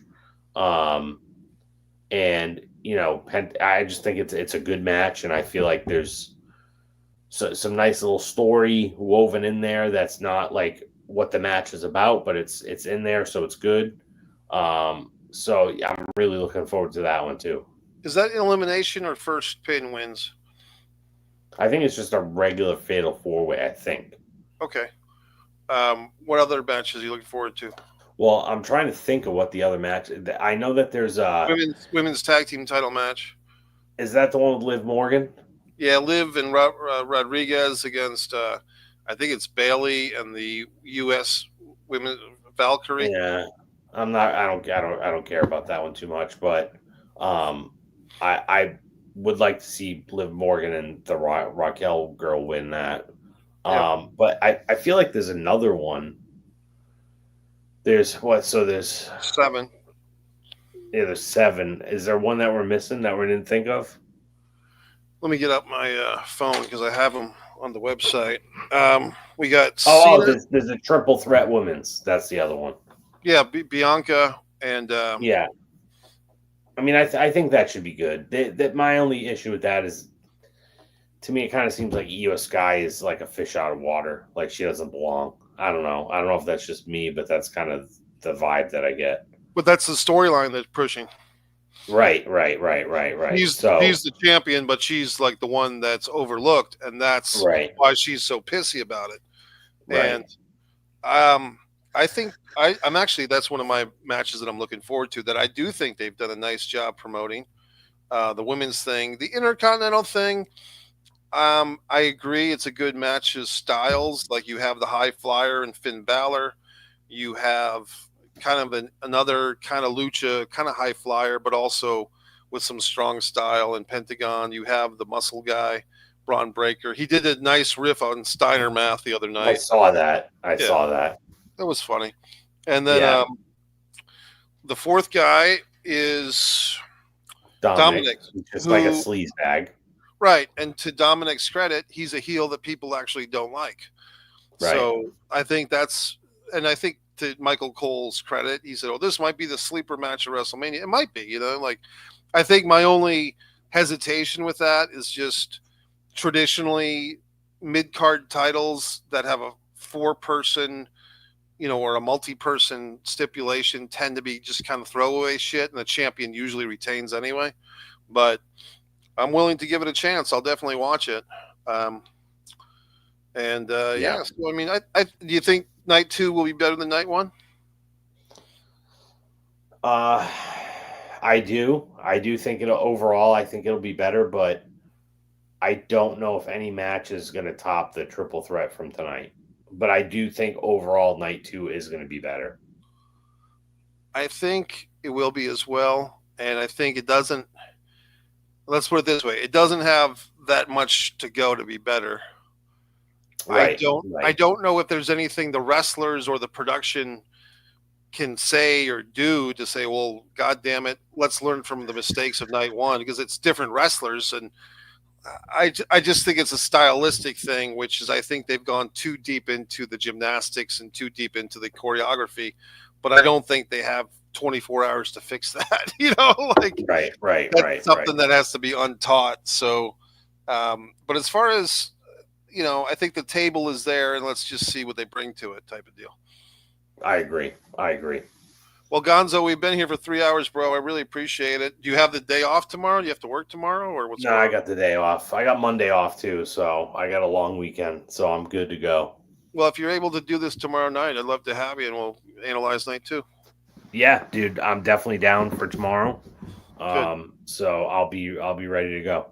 All right. So if anyone caught this video, appreciate you hanging with us, because we basically did our pay-per-view here as far as the length. But tune in tomorrow. We'll be back for night two. If you happen to catch this, whether it's weeks, months, years after the fact, plenty of videos on here. One Pro Wrestling and Sports Fan. I actually changed the name of the channel once again, Gonzo. It's now I noticed that. Yeah, Mike Messier's stuff.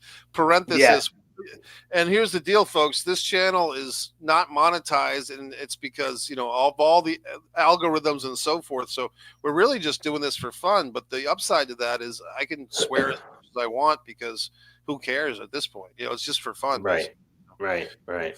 And then, of course, I'm always promoting my book, if I can find a copy of it. But Fighter Play Basketball, it's now an audio book on Amazon and all that good stuff. And I'll just wrap it up. We'll see you tomorrow night, Gonzo. Thanks, buddy. Thanks, brother. I'll see you tomorrow night. Appreciate it. I'll see you tomorrow. See you. Thanks, buddy.